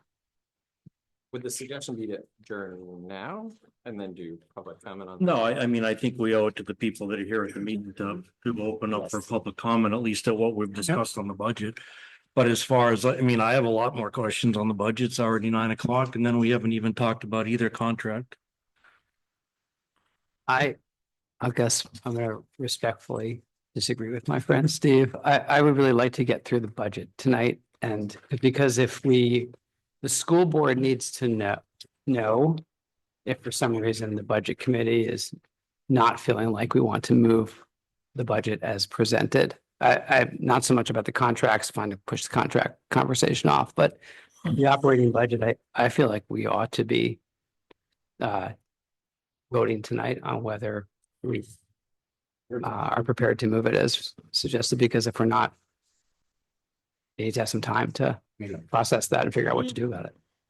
Respectfully, the school board also owes us an answer on what amount they want to use for fund balance, because that's going to affect That's true. the numbers that we present to the public on February. Whatever the date is. Well, Well, thank you. Good for you for all that. Okay, well, this is a consensus body, so are there other thoughts on that? Because I'd like to open it. Can I just answer the fund balance question? Steve, I hear what you're saying. We are doing our due diligence to make the right decision and not make a decision that we can't live up to. What you have in front of you for the operating budget and the projected tax rate will only go down. So if that helps your mindset in terms of whether or not you approve what we put forward, again, that number can only go down and is not going to go up. And it's about potentially 7 cents per $100,000 used. Why don't we take the public comment and then we'll take a vote on whether we want to proceed with the vote or not? All right, I don't need a motion to open it to public comment, right? Okay. You're in charge. All right, we are going to open to public comment. Please step forward, state your name and your address, or raise your hand if you're online. And just a friendly reminder that this is a respectful body, and keep your comments accordingly respectful. I'll be respectful. Lauren Clement, 86 Maple Street. Do have a few comments. One thing that came up last week in public comment was about Chromebooks and iPads, and I believe the comment didn't get corrected.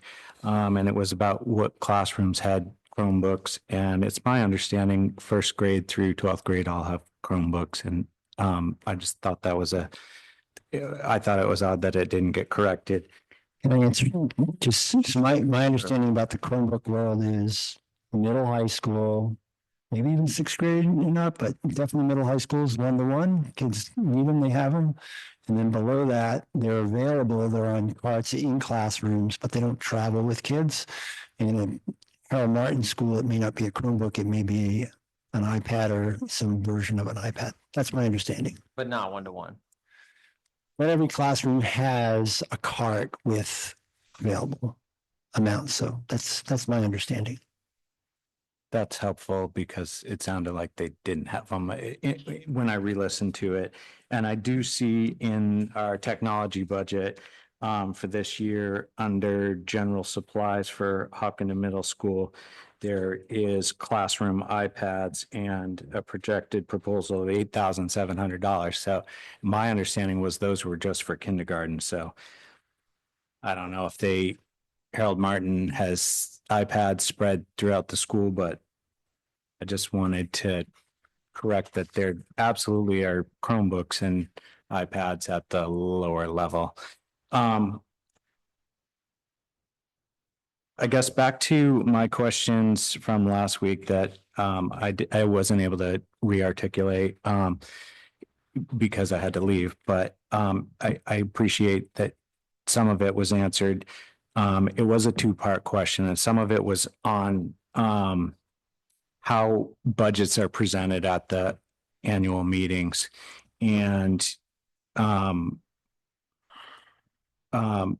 on last year, on the slide 19, under the SAU budget changes, it was listed major increases, and there was two major increases: fees for financial system and professional development for assistant business administrator, and the difference was $14,159.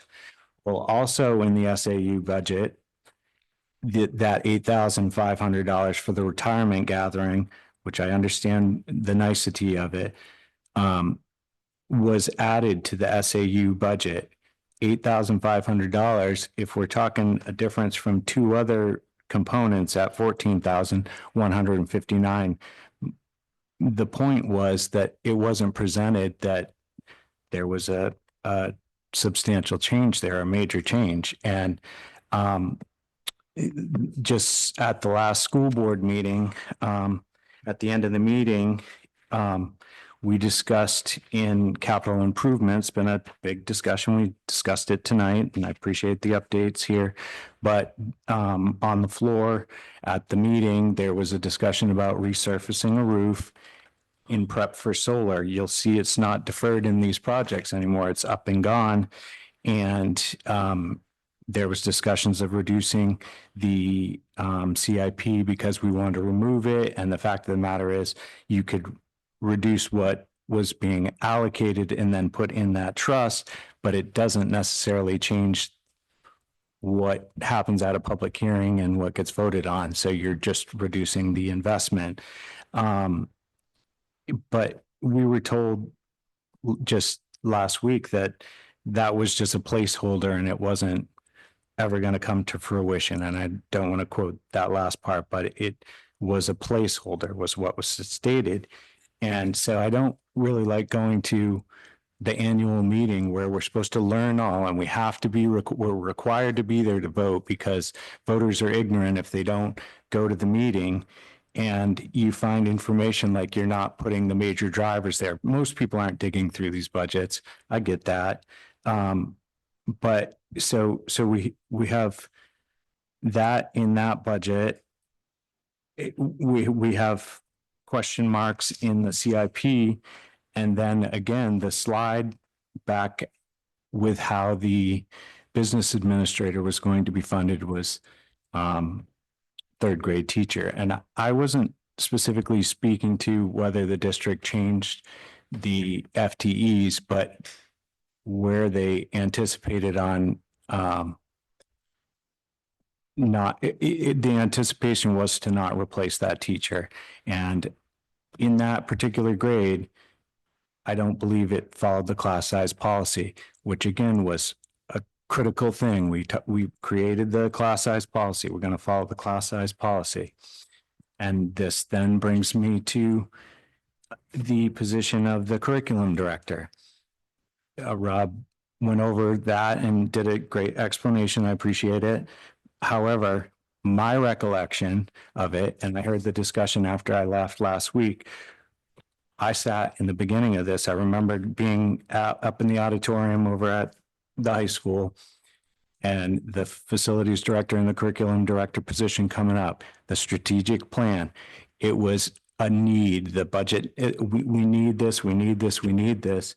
And then it up and went away. And my question in regards to that was how it was going to get funded. And Rob did answer that. They haven't, because prior to the curriculum director coming in there, there was people working on curriculum and getting compensated for that. And so that was the question from that perspective. So I guess my question to the board is, what involvement does the board have in the general public when, are you just moving forward the budget, or do you have vested interest in how it's presented? And obviously last year, unfortunately, the projector was hard to see, and we're going to make check arrangements so it's more visible. But to me, it's impossible to learn everything by watching that presentation. And that is kind of why I support SB2, and have the presentation and have some discussions with people and then vote, because stuff's not always just upfront and accurate. Sorry, I got notes from everywhere here. So after last week's discussion, I had a quick, I guess it's a board kind of question. I asked Krista if she had a budget committee email, just to directly email so I could finish responding. And no, we don't have emails. I know the school board does. I believe the select board has independent note. They do not. So I guess it all goes through Neil. We were discussing a zero-based budget and looking at how it would, what it would look like. It's not a knock on the DPW, but let's look at that. I would like to personally see, even with this budget, before it moved forward, if we were going to pick one of the schools' budget, is to take the SAU budget and highlight the needs and the required by laws in there and have that separated. It would be helpful to understand that. If they were in one color and the other, I think that would be fantastic. And then the last comment I have is a procedural question, because I don't think in all my voting in town meetings I've seen this, is if the actual operating budget for the school or the town, I guess that matter, does not pass, is there an amendment needed to be made on the floor with a new number and then that voted on, or do we have to pass a budget at that annual meeting? Okay, that's what was my assumption. And then I have the same question, but I don't think we can change it.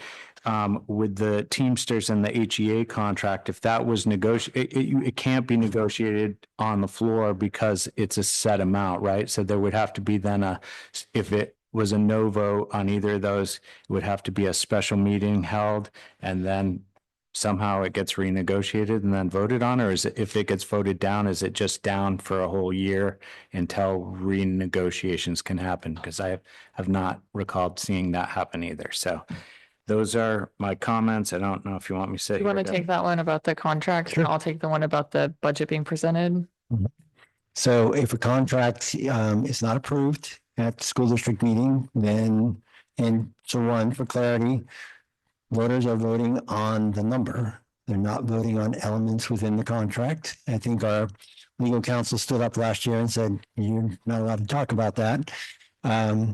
So yeah, you're voting the number up or down. If it's voted down, then the two entities will come together and see if they want to go back in negotiations and when that would happen. It could be that it would be until the next school district meeting, or the board could call a special meeting if they wanted to push it forward earlier. Then when do the taxpayers vote on it again?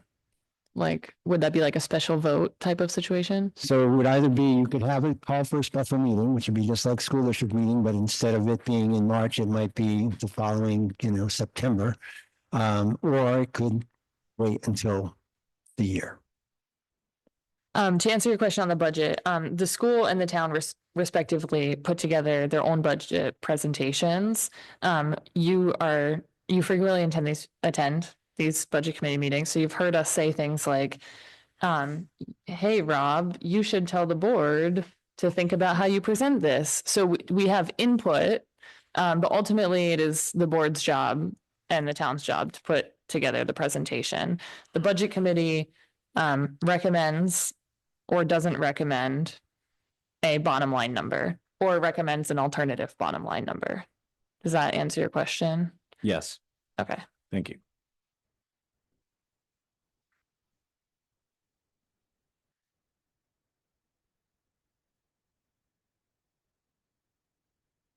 One up above Yep. too. Hey, Sarah, you're next on deck, okay? Go ahead. Dave Lambert, 305 Galloping Hill.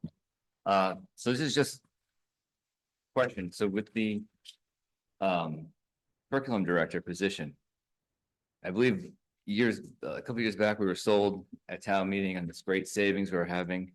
And then a week or two after, or a small amount of time after the annual meeting, the curriculum director position was filled, and it was filled by a person who had resigned or left the district or something. She was, the year before, she had put in her notice, whatever, we knew she was leaving. So now the curriculum director position is going away, but at the school board meetings, when they announced the people that are put in their retirement or leaving, that name wasn't mentioned. So is this person going back into another position? So we're not really saving the money because the salary is still going to be paid as another position. So again, we're being sold on this big savings to fund other positions, but this person's not really going anywhere. Is that correct? So the salary is still being paid. So where is the savings coming from? So I have to be careful because when we talk about personnel, as you know, I can't talk about certain things in public. But is a savings really a savings, or is it? This position is being reduced. It is going away.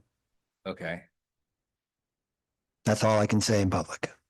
sounds like we're moving a shell over here. There is no shell. This is all I can say in public. Please do not infer things into what I'm saying. You asked a question and I answered it. Well, So- I asked another question to your answer. And I told you that is something that I legally cannot answer. So for you to assume something beyond that is inappropriate. I asked a direct question to you. Okay, Thank you. thank you. Sarah, go ahead and unmute.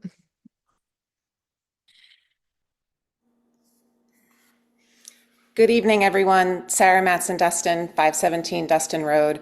I'd like to weigh in on the procedural question of whether to communicate back to the school board tonight about the proposed operating budget.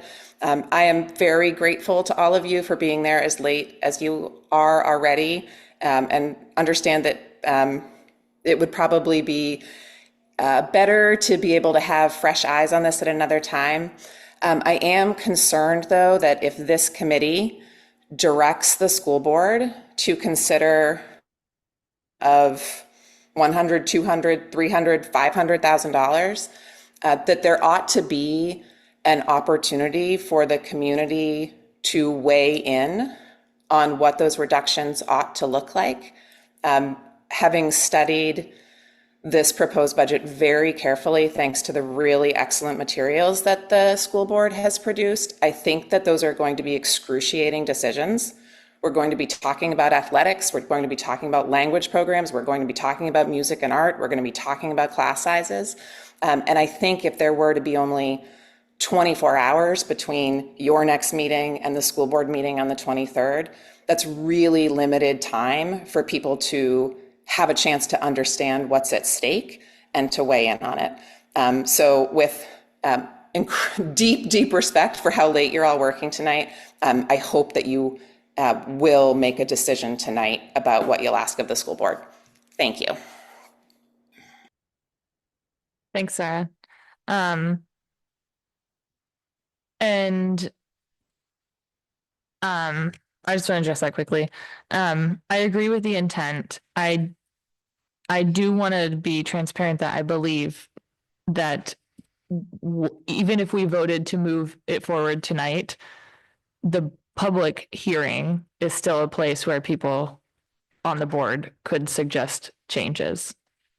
So, which would not be ideal either, and is kind of, would not be ideal in terms of timing for folks, but is one of the reasons we try to do this pre-vote pulse check and opt to move it forward. But anyway, just wanted to be clear that that could, in theory, happen. Okay. Trisha, go ahead. Thanks. Trisha Lambert, 305 Galloping Hill Road. Just a word of caution. People have the right to speak whatever they so choose, even if it's a little, maybe not to your liking. So I think that's a constitutional right. And I think that to tell somebody not to say certain things is not correct. But that said, generally speaking, thank you, Mark, very much. I think the last part of the town budget, you made a really good point about that number. And I think that made it, what you said was very clear, is that this committee is supposed to send back, provide a number. And if it means sending it back to the town, or in this case, the school, that's what's supposed to happen. You're setting the number. The last time there was that, which I appreciated, the school usually comes back with removing something that is usually very heartstring, in the sense that it's going to upset a certain group of parents. Maybe it's first grade, third grade. There's usually something like that. I believe, for the sake of this town's taxpayers, I feel you need to send it back. And I think I agree with everything Lauren said. We've been watching this. We've been going to just about every school board meeting, trying to figure out things with what is provided. I think the documents are better. I have to give them credit for that, because we've complained about it last year, and sure enough, there was good change there. But I think there's some things in there that we just don't get. It does feel like it's a shell game in a lot of ways. And so sending it back to have that look-see for the taxpayers of what that would look like, I think is prudent. So I guess that's my big message. I do thank you for bringing that up, because I think that sometimes gets forgotten in the granular parts that you're asking good questions about. But really, if it's 28.8 and you think it should be something less, then that number should go back and that should be reevaluated. And I do think that the hearing is the place where we get to weigh in again, one way or the other. But I'm concerned if this is going to go up 1.5 or 1.7 every single year, what is going to happen without starting to rein it in? My other concern is, in looking at the town budget, which I believe the quote is like 70% or more goes to the school and 30% goes to the town. That seems a little out of whack to me. And if that's what it's always been, what's going to happen next year and the years after, when eventually we're not going to be able to afford these taxes, and you're going to have a lot more liens on things. So, and I know what the cost is for that and the time it takes to put those things on, and how horrible that is for our neighbors. So I think that some of the discussion for the town and looking at some of the departments, I think you've talked about it a little more in detail this time, but I'm afraid I'm going to get here next year and we're going to talk about it again and say, well, about next year? And how about next year? Why aren't we doing it now? Why aren't we looking at those things now? You're the budget committee. If you're going to send back a number, they're going to have to do that. You're going to force them to do that, to look at those numbers. So I would say do it now, at least do some of it now, so that people can see that you've done that. So that's it for me. Thank you.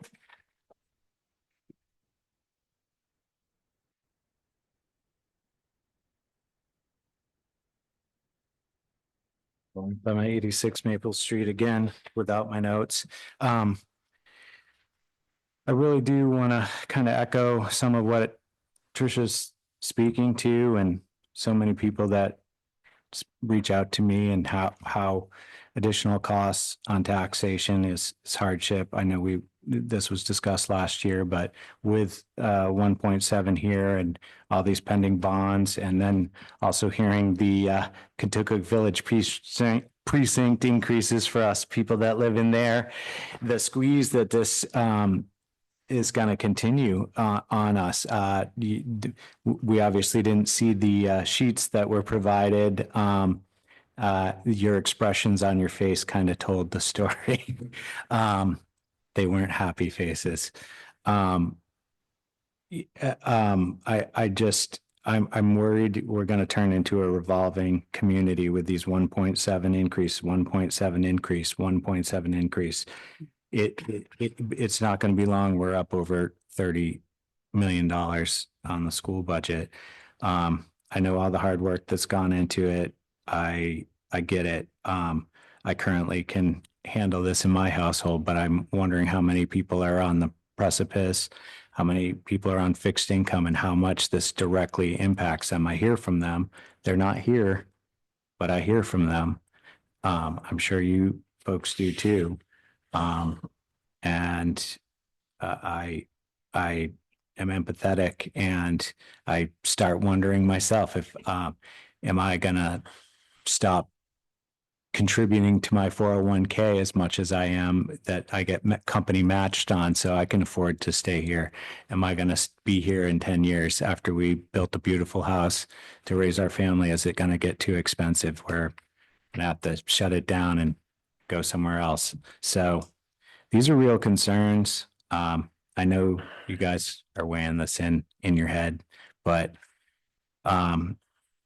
I can't green light this budget. I would like it to get kicked back, and even trimming some is something. I was told, oh, well, if you only take 50,000, it's not going to affect your taxes. It probably won't, obviously, but at the end of the day, starting in January, if you take your change and throw it in a change jar, it's not much money, but at the end of the year, you might have a good chunk of change sitting there. And I grew up with a father who knew how to stretch a dollar and save some. And I've learned those lessons in life. And I think in Hopkinton, we want finer things, and I appreciate that. I like finer things too, but we really are holding the checkbook for everybody in town. And I fear that the people that really struggle are afraid to come here and speak up and advocate for themselves. And I just want that to be known. And I want to be saying this while I do have children in the school district and a wife that works in the school district. And I don't want to be an old curmudgeon here that is griping about this after my kids graduate and are out of the school system. So if we need to get back on the rails of what's safe for us, I really feel like we've already passed that maybe 2 or 3 years ago. I've expressed my concerns. Can we trim here? Can we trim there? I'm not ignorant to what transpired over the last 4 years. I've spent a lot of time observing this, and I think it's time well spent. I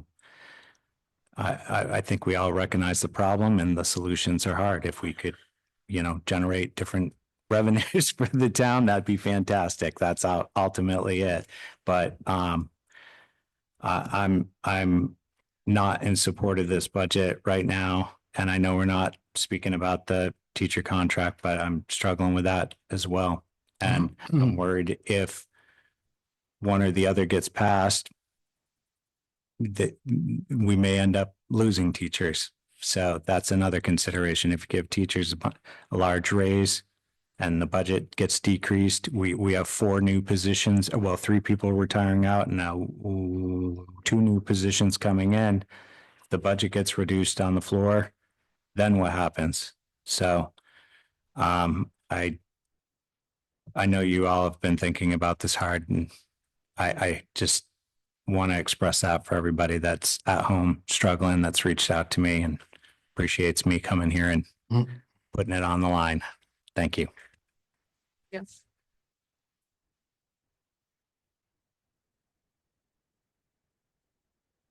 I'm seeing no one step up and I see no hands. So last call. Seeing nothing, I'm gonna close public comment.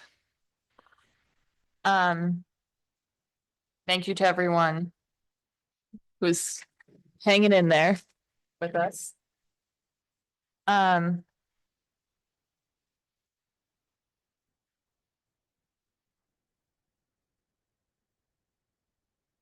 I I just, think that, go ahead, Rob. I would greatly appreciate, the board would greatly appreciate some direction this evening. I think that it's going to be, and we're going to come back next week, but we don't have a board meeting till the following week. We will have a finance meeting in commission there, but yeah, some direction would be helpful to our process and planning. I'll move to vote. Second. Okay, I mean, that's a vote then, so. Right? Yeah, there's a motion and a Move second. the question, yeah. So you're voting whether to stop discussion. Right? Yes. Okay, so we're voting to move to vote. Call the question. This, Yeah. okay, call a question, just confirming for everyone. Thanks. All right, all in favor of calling the question? Say aye. Aye. Aye. All in favor of not calling, or, oh, sorry, all not in favor, say nay. That would be me. Nay. Nay. All right, You need a hand. okay, we're gonna need a hand vote. All in favor of calling the question, raise your hand. 1, 2, 3, 4, 5, 6. Calling the question means then taking. Then taking the vote, yeah. Okay, so the ayes have it. We don't need to ask for the nays because of math. So we are voting to move to recommend the operating budget. Is that the question that you, or do we need a motion? Are you gonna make the motion? Sure. Okay, So I move to recommend just the operating budget. You want them to do them one at a time? I don't think you can, I don't think we can do all of them together. I don't think we vote on the warrant. We don't vote on recommending the warrant article. The warrant articles have to be like, Yeah. yeah, so your vote is Operating. just on the operating, operating to budget. bring the operating budget to public hearing. To public hearing. Yes. As is. Yes. You want to Okay. say that again? Yeah, just for clarity. Move to bring the operating budget to public hearing. Okay. All in favor? Say aye. Yeah, You need a but wait, second. before you need a second, and then Okay, also thanks. before you call the vote, could you ask if there's any discussion on it before you call the vote? Thanks, Mark. Is that okay? Yeah. Any discussion on calling the vote? Sorry, not on. Second. Okay. Who's going to second this motion? I will second the motion. Great, thank you. Now somebody explain to me, Say any discussion on the motion, whether we should do it or not the budget, just clarifying what we should be talking about. Okay. Go ahead, Mark. I'm gonna vote against this. Which is not. I'm not happy about. I'm inclined to offer a motion to recommend that the school board reduce the budget, reduce the all-in cost. By $250,000, where it comes from. There's a lot of different places. They're all going to be painful, or any one of them would be painful. But that is the alternative motion that I would consider. I just want to explain for a minute, like why. So I think the budget's reasonable, very well explained, myself. I think it's clear and transparent for a very complicated piece of business. Anybody could quibble with any particular part of it, but on the whole, I feel like it was well developed and reasonable. And the reason that I am putting this forward is, I guess, twofold. One is We've had nearly $9 million in budget increases over 5 years. It's a lot with a essentially flat student population. I say that with no blame. That's just like fact. And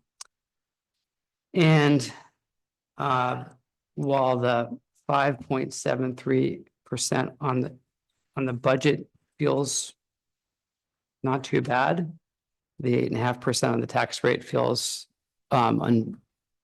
very burdensome. And it doesn't feel particularly sustainable to me. And I think it prompts some hard conversations around what would those impacts be, whether it's reducing the CIP or the special ed trust or paving or personnel. I don't know what they should be. Can I ask for a clarification on what you're saying? Are you saying to reduce the operating budget by 250,000 because that's what's on the table, or so you're giving me the all-in across the board? Yep. Gotcha. Thank you. Because at the end of the day, the all-in is what contributes to the total tax impact, and that's what I'm focused on, less on the operating budget. Because there's trade-offs that you're making about what you put in an operating budget, what you put in trust funds. So for me, like pushing the conversation a bit about what it would look like to get there is worthwhile. And at the end of the day, I feel like the last time we went down this road where we asked for a similar reduction, I did not prevail at the budget committee. And one of the things that was brought up was, well, it's basically a drop in the bucket on $20x million. And we make maple syrup in my house and we put buckets out, and it's like when you first get the first few drops, it's like, wow, is that bucket ever going to fill up? But like a drop at a time is, I think, how you tackle this. So I don't think $250,000 is a magic number. It just feels like enough that it's worth some difficult conversations, and not so much that if that actually passed and happened, that it's going to devastate our school system, the education that we provide to our students, and what they provide to the community. So I just, again, thank you for bearing with me. I just wanted to explain my thinking and what has felt like a very difficult thought process for me to go through. Mark, any particular rationale for 250 versus 150 or 500 or? Not, I mean, I went through my own, like, where would I take this from if I was the school board? But I'm not on the school board and I don't have that level. So like, I looked at some different numbers and said, well, I might take 75 there and 100 there. And it felt to me like 250 is something there's a lot of different solutions for 250. And when you get up to like 500 or more, then the only way to get there is, in my mind, significant personnel cuts. Whereas I don't know that that's necessarily the case for 250, and 100 felt too little. So that's about as well as I can explain it, which is, it's not a perfect number by any stretch. Somebody smarter than me might say it should be this, or it should be 0. Gut wrenching as this is, I tend to agree with you. I'm looking at the two numbers here for CIP and the special ed are the only two numbers that I can visualize other than staff. And 250 amongst those two is gonna hurt like heck when maybe the special ed's gonna jump on us again, but hopefully we could have that money in the reserve fund somewhere, not the reserve fund, but the fund balance. And again, that's an area that's possible. And the 275 for new tax money, you still have 348 is not what anybody wants in that reserve fund for the maintenance, but you still will have some in there, and if you cut 100,000 out of that, you'd still have 175 still in that to add to that fund that you've got there. So as gut wrenching as I say this is, and looking at year-old data, I haven't brought this up, but year-old data shows that the Hopkinton School District is now ranked 3rd again. We're right up at the top within the state of 233 entities, and I know Rob and I have talked about this before, that's probably not a correct way to look at it. We should be comparing our cost to those that have full programs like we do. And I think there's some 30 or some in that range of school districts that have all the levels. They have the beginning, the middle, and the end.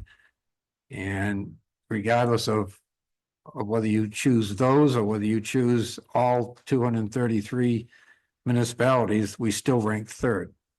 And that's a tough place to be. And we have great wants, which are really needs if you want to have the kind of education that we have. I see no waste in this. It's just, can we afford it? We're back to what the public has talked about, and I feel myself, it's gut wrenching. I totally support the system, but it's gut wrenching, and I think we need to whittle a little bit out of this. I just remind us, not to say that there isn't anything we could find, but this already represents a decrease in the overall operating budget of the school outside of what we are needing to pay for special ed.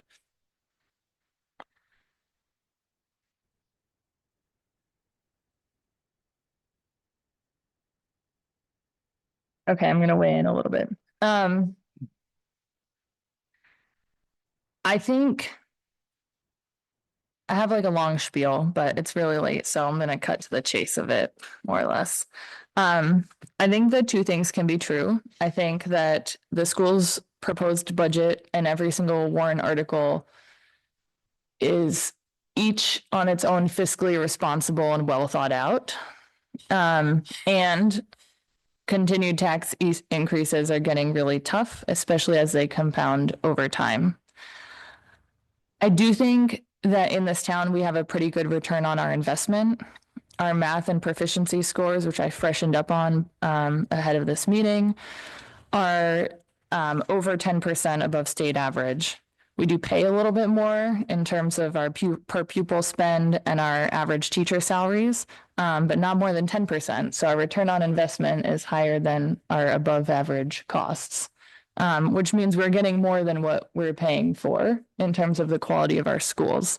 And personally, I want to live in a above average community, and I think we do. And I have pride in the town.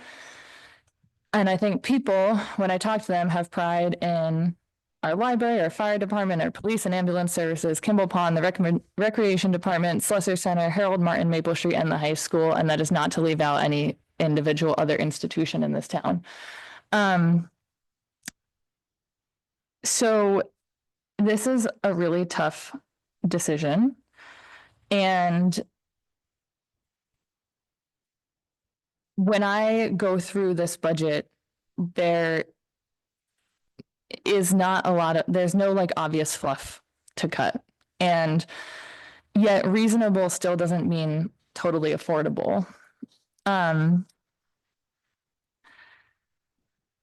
So where I am personally leaning is, and I realize, Mark, that you're proposing what I heard to be an all-in or a reduction to the all-in. So leave it up to the school board to decide where to find the money between the warrant articles and the budget. Is that an accurate statement of what you proposed? Yeah. Personally, I don't want to tell the school board what to do. I would not like to see a reduction to the operating budget. I think that strong schools fuel property values, they attract families, they create a sense of pride and engagement, they bring people together.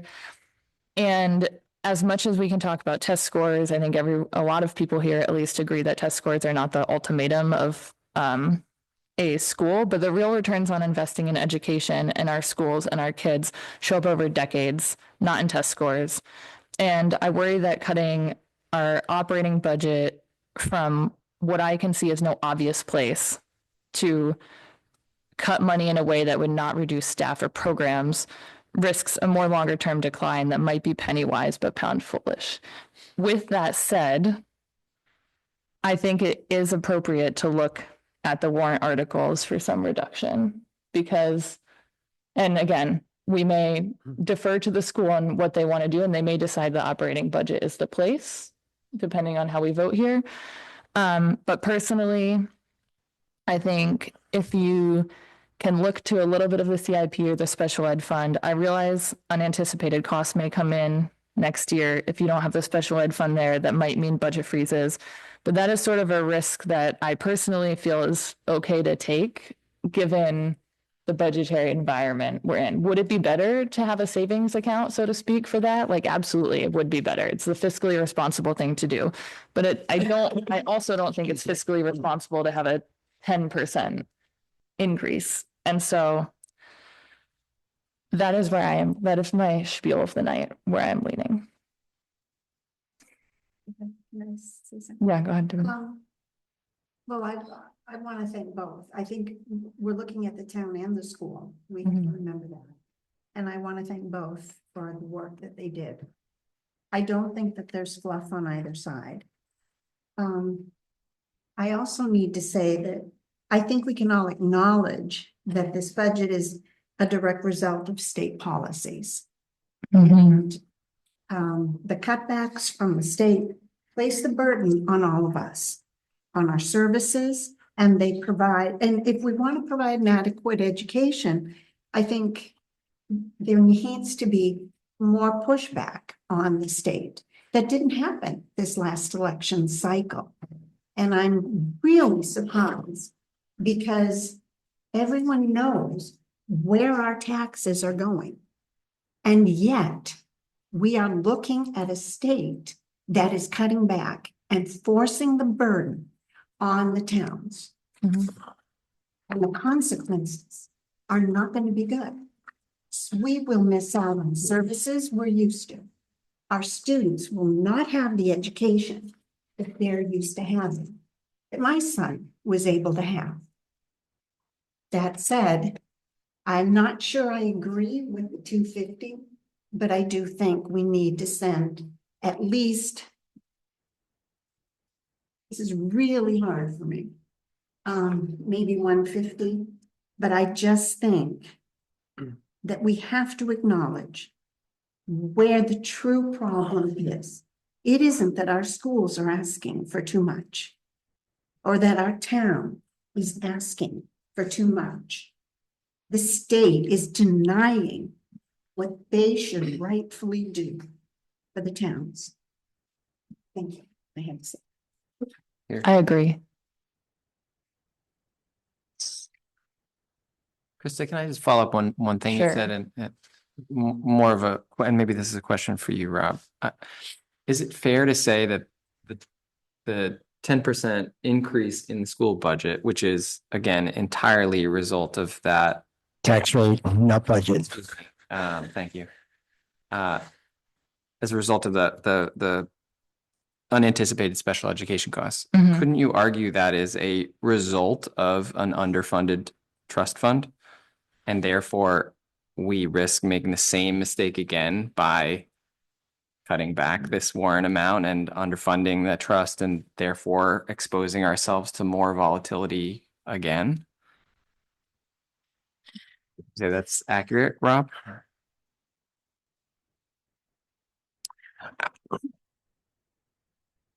I don't know if this year, like an $800,000 year underwater in special education seems to be a bit of an anomaly, so to speak.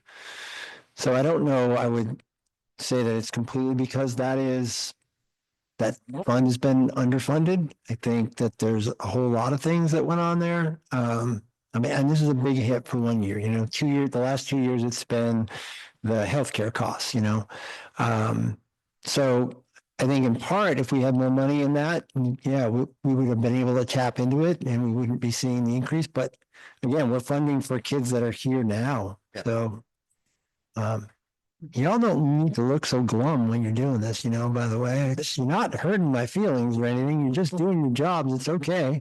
I'm looking around like, man. Just a quick. See, that's that head lasso, that like I'm just, here you go. There you go. It's all right, folks. You just got to talk it out. That's it. I just want to say that if this committee was to support a reduction, I I personally will be disappointed if none of it comes from the operating budget. I want the school board, and the school board should have full discretion to figure out where it should come from, but if $0 of that comes from the operating budget, I feel like that would be a miss. It's easy to pull it out of the trusts. It's harder to say, I wholeheartedly. we live without X. And so does it all have to come out of the operating budget? You guys decide, but I just want to share my feelings, and that was part of my own thinking, is that at least some of it should. I'd like to second that, that I do believe it should come out, at least a portion of it should come out of the operating budget. Because labor is what drives the budget. And I feel that we shouldn't be adding more labor to an already expensive budget. I'll just go back to the $119,000 for the addition of the English teacher. For a 1-year bulge in students.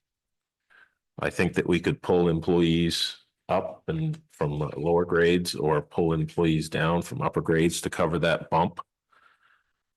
Just like when we have a Thanksgiving dinner at our family's house and a few extra bodies show up, we go downstairs, we get the folding table, we put a few more tables around the dining table.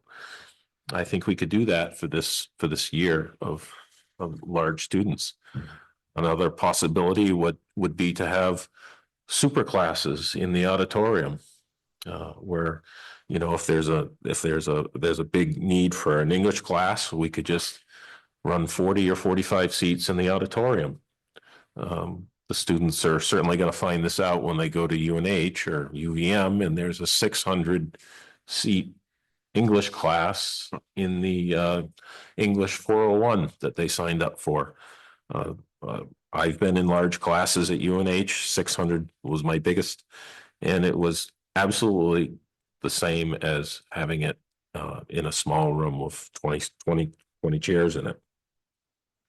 So I think there are ways to avoid at least $119,000 out of the operating budget by not hiring a new person.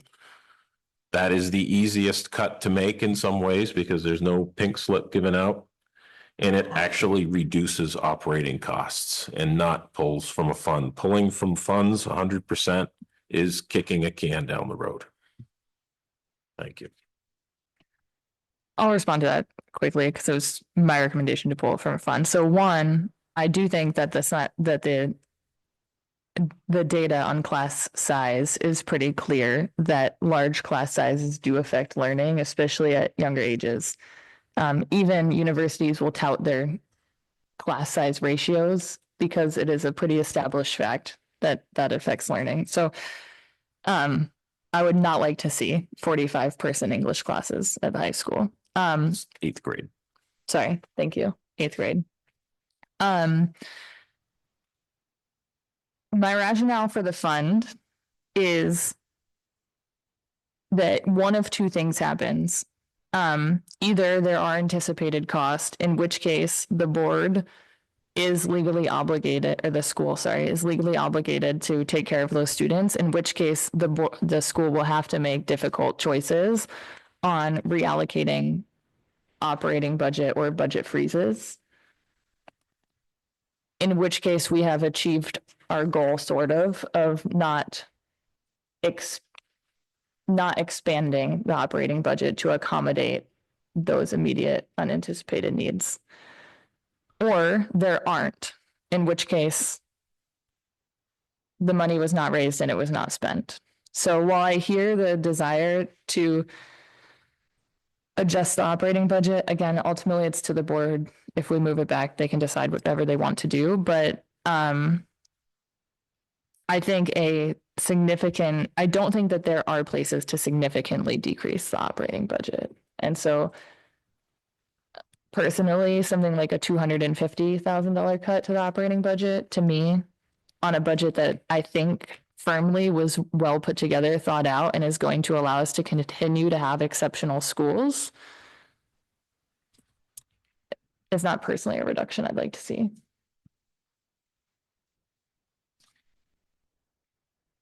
I think 250 from the operating budget would be insane. You're looking at 800,000 basically there that's baked into the budget by federal and state law.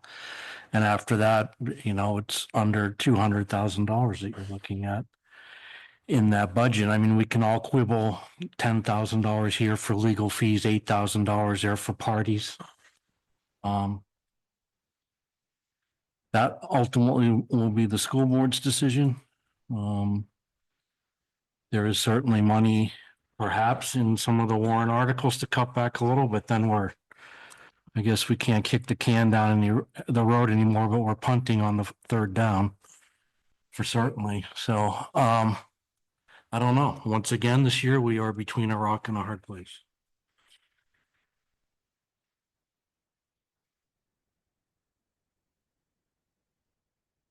I'm curious if, if there's more comments, we should hear them. And then I just would ask if, I guess we could vote on the motion to advance the budget as presented. And if you feel like there should be a reduction, you would vote no, and then we could have a vote on how much if the budget doesn't pass as presented. Sorry, so how would we handle, like, point of order process question? Let's just say we adopted Mark's plan. We would not be taking an amendment to reduce the operating budget by 250. It would be like, how do we move to have the school go think about a 250 all-in cut? I think you would just say that. Okay. And then they would go and do that and bring something back. And Right, you would okay. vote at that point. If they change the operating budget, then you would have the choice whether to go with that. Or if they changed warrant articles, then you still could vote yes or no on those. Yeah, I think Mark's right. So my motion still stands. Yes, So it does. If So- you support what Mark is suggesting, you should vote no. And then we'll have that conversation Yeah. about whether there should be a recommended reduction. Well, I mean, we're not recommending or not. I mean, we would still be, just to clear, we would still be able to discuss the warrant articles at the public hearing. So in theory, one could vote yes on moving forward with the operating budget and still advise the school board to lower the warrant articles. You could, but I think the point of the vote Yes. now is to give the school board some direction about. And so it's. Sure. Yes. Yes, so you could do that, but I think it makes it harder to give the school board. The direction. flexibility, Yeah. understand. Yeah. And would that be for next week? We would be given. We don't have a school board meeting between now and next week. So my understanding is next week we'll discuss contracts and questions on contracts. Is that where we're going for next week? If we wanted to wait for a school board meeting, we could always come back in 2 weeks. Like if we wanted to allow the board time to I think we think got about a it. funky schedule coming up. Let me just check.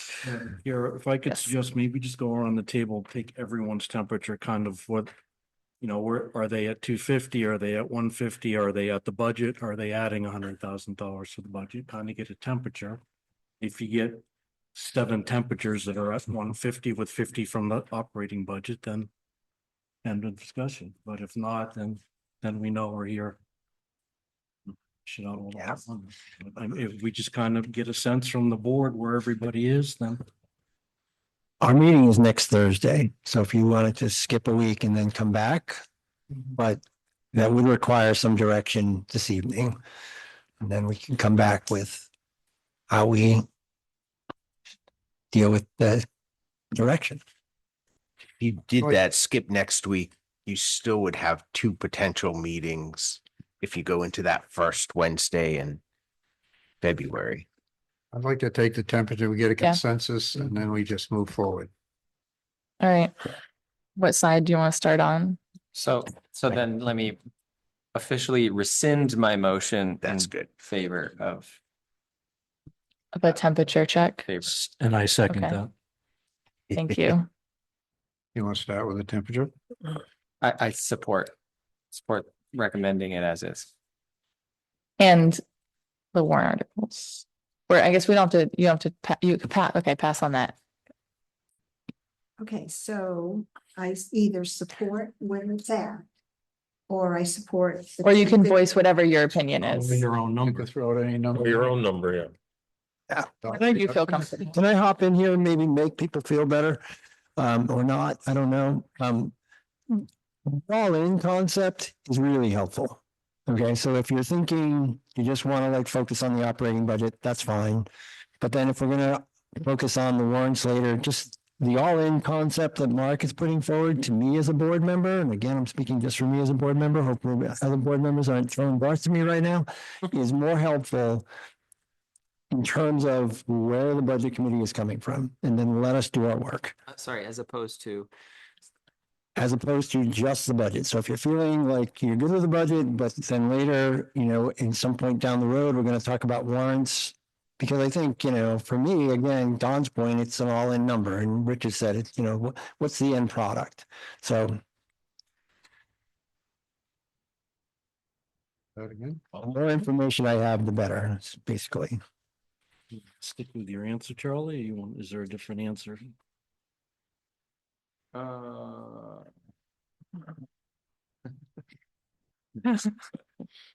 That's a devilish laugh. I wasn't prepared to answer that. You can pass if you want to, just come back. Yeah. Yeah, I'll pass. I'm prepared to support the operating budget, but I think I need more time on the warrants. Pass right now, but still have a vote tonight. Sure. Okay, good, I pass. All in minus 250. You, dear. I'm having a really hard time. It's 10 o'clock and I feel like the need to accommodate the folks that need the most help, the kids who have IEPs and 504s, is driving the majority of the changes. And so I am going to support it as is. All in minus 250. I think one position reduction from the budget of 119,000 and then the remainder coming from the warrants would be my direction. All in minus 150. Of the 150, I would like to see 50 out of the operating budget, $2,500 that I already said we're gonna pay for. So that leaves you the remainder and then the 100 out of the warrant articles. I think I'm at about all in 150 from wherever. I voiced my opinion on where I think it should be already, but The select board really struggled to get down to a 2% increase, 2+% increase. And so I can't in good conscience support an 8.5% tax rate increase. So I'm going to go with the minus 250 all in. All in minus 250. Thank you. Oh, I'm sorry, Charlie, and Debbie. I want the all in, but 150. Which I think 250 got, I had my one vote. I'll try a voice vote. I hate votes. what are you we could- suggesting we do? I mean, we took a I pulse know, check. I think we have 4 250s, but only 3 150s. Is that where we're at? That's what I. Yeah. And so Do we need to formally vote to, we're gonna send a recommendation. yeah, Somebody make a motion. yeah. We should. Whatever you want to tell them. Yeah. I Would you like us to formally? think I've got the temperature of the room. Okay. I think we'd like to see just a little bit more work. What it could do. But that's not denying that there's no fluff and a lot of work went into it, and I thank you. Okay, thank you. So we're gonna be back. We need to pick a date. Next Wednesday. Can I move to scheduling, Neil? Or 2 weeks from today. Well, I'm trying to chat about it, but there's nothing I need to talk about in the meantime, is there? Yeah. Okay, or before I turn to this. So, I have a personal conflict. I'm happy to disclose. My son is getting surgery on January 29th. Now, it is outpatient surgery and it should happen in the morning. But like he's 4 and it's a big event in his life. And so I don't love coming back on that day personally. The 22nd obviously is not before the board meets, so that kind of feels not super helpful to me. And our public hearing is on the 12th.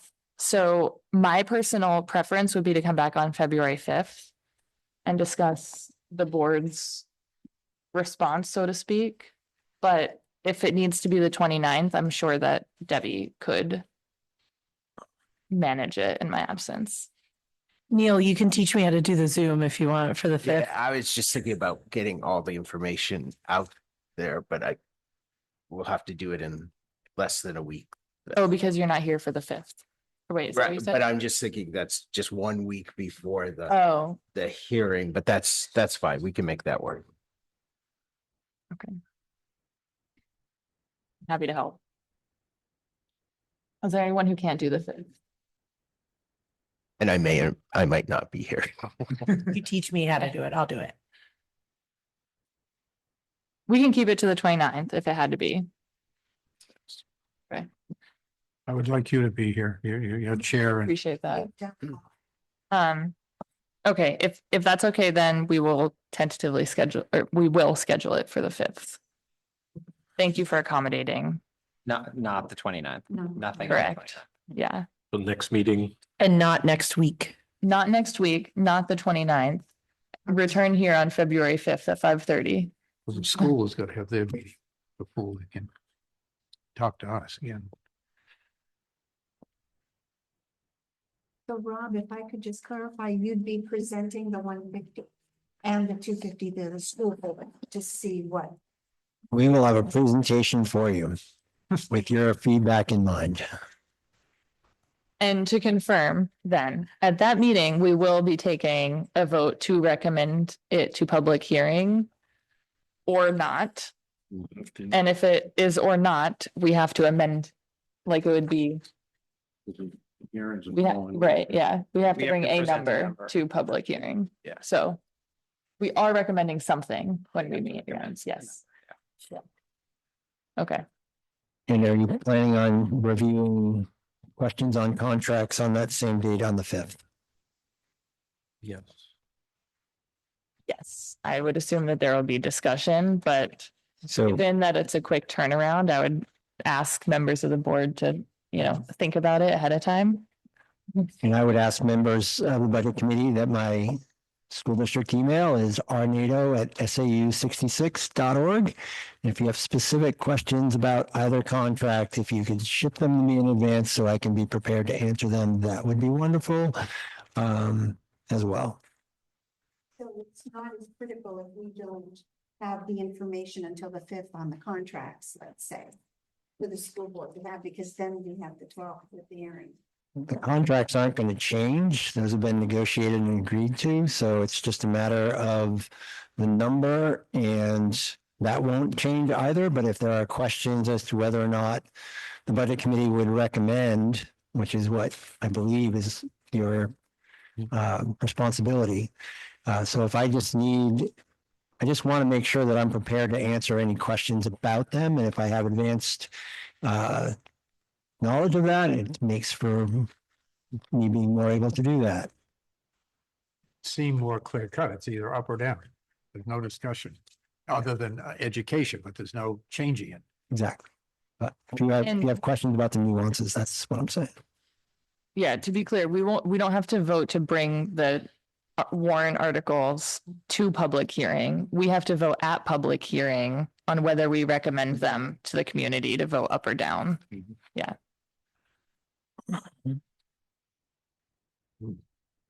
Okay. Any other topics before the board this evening?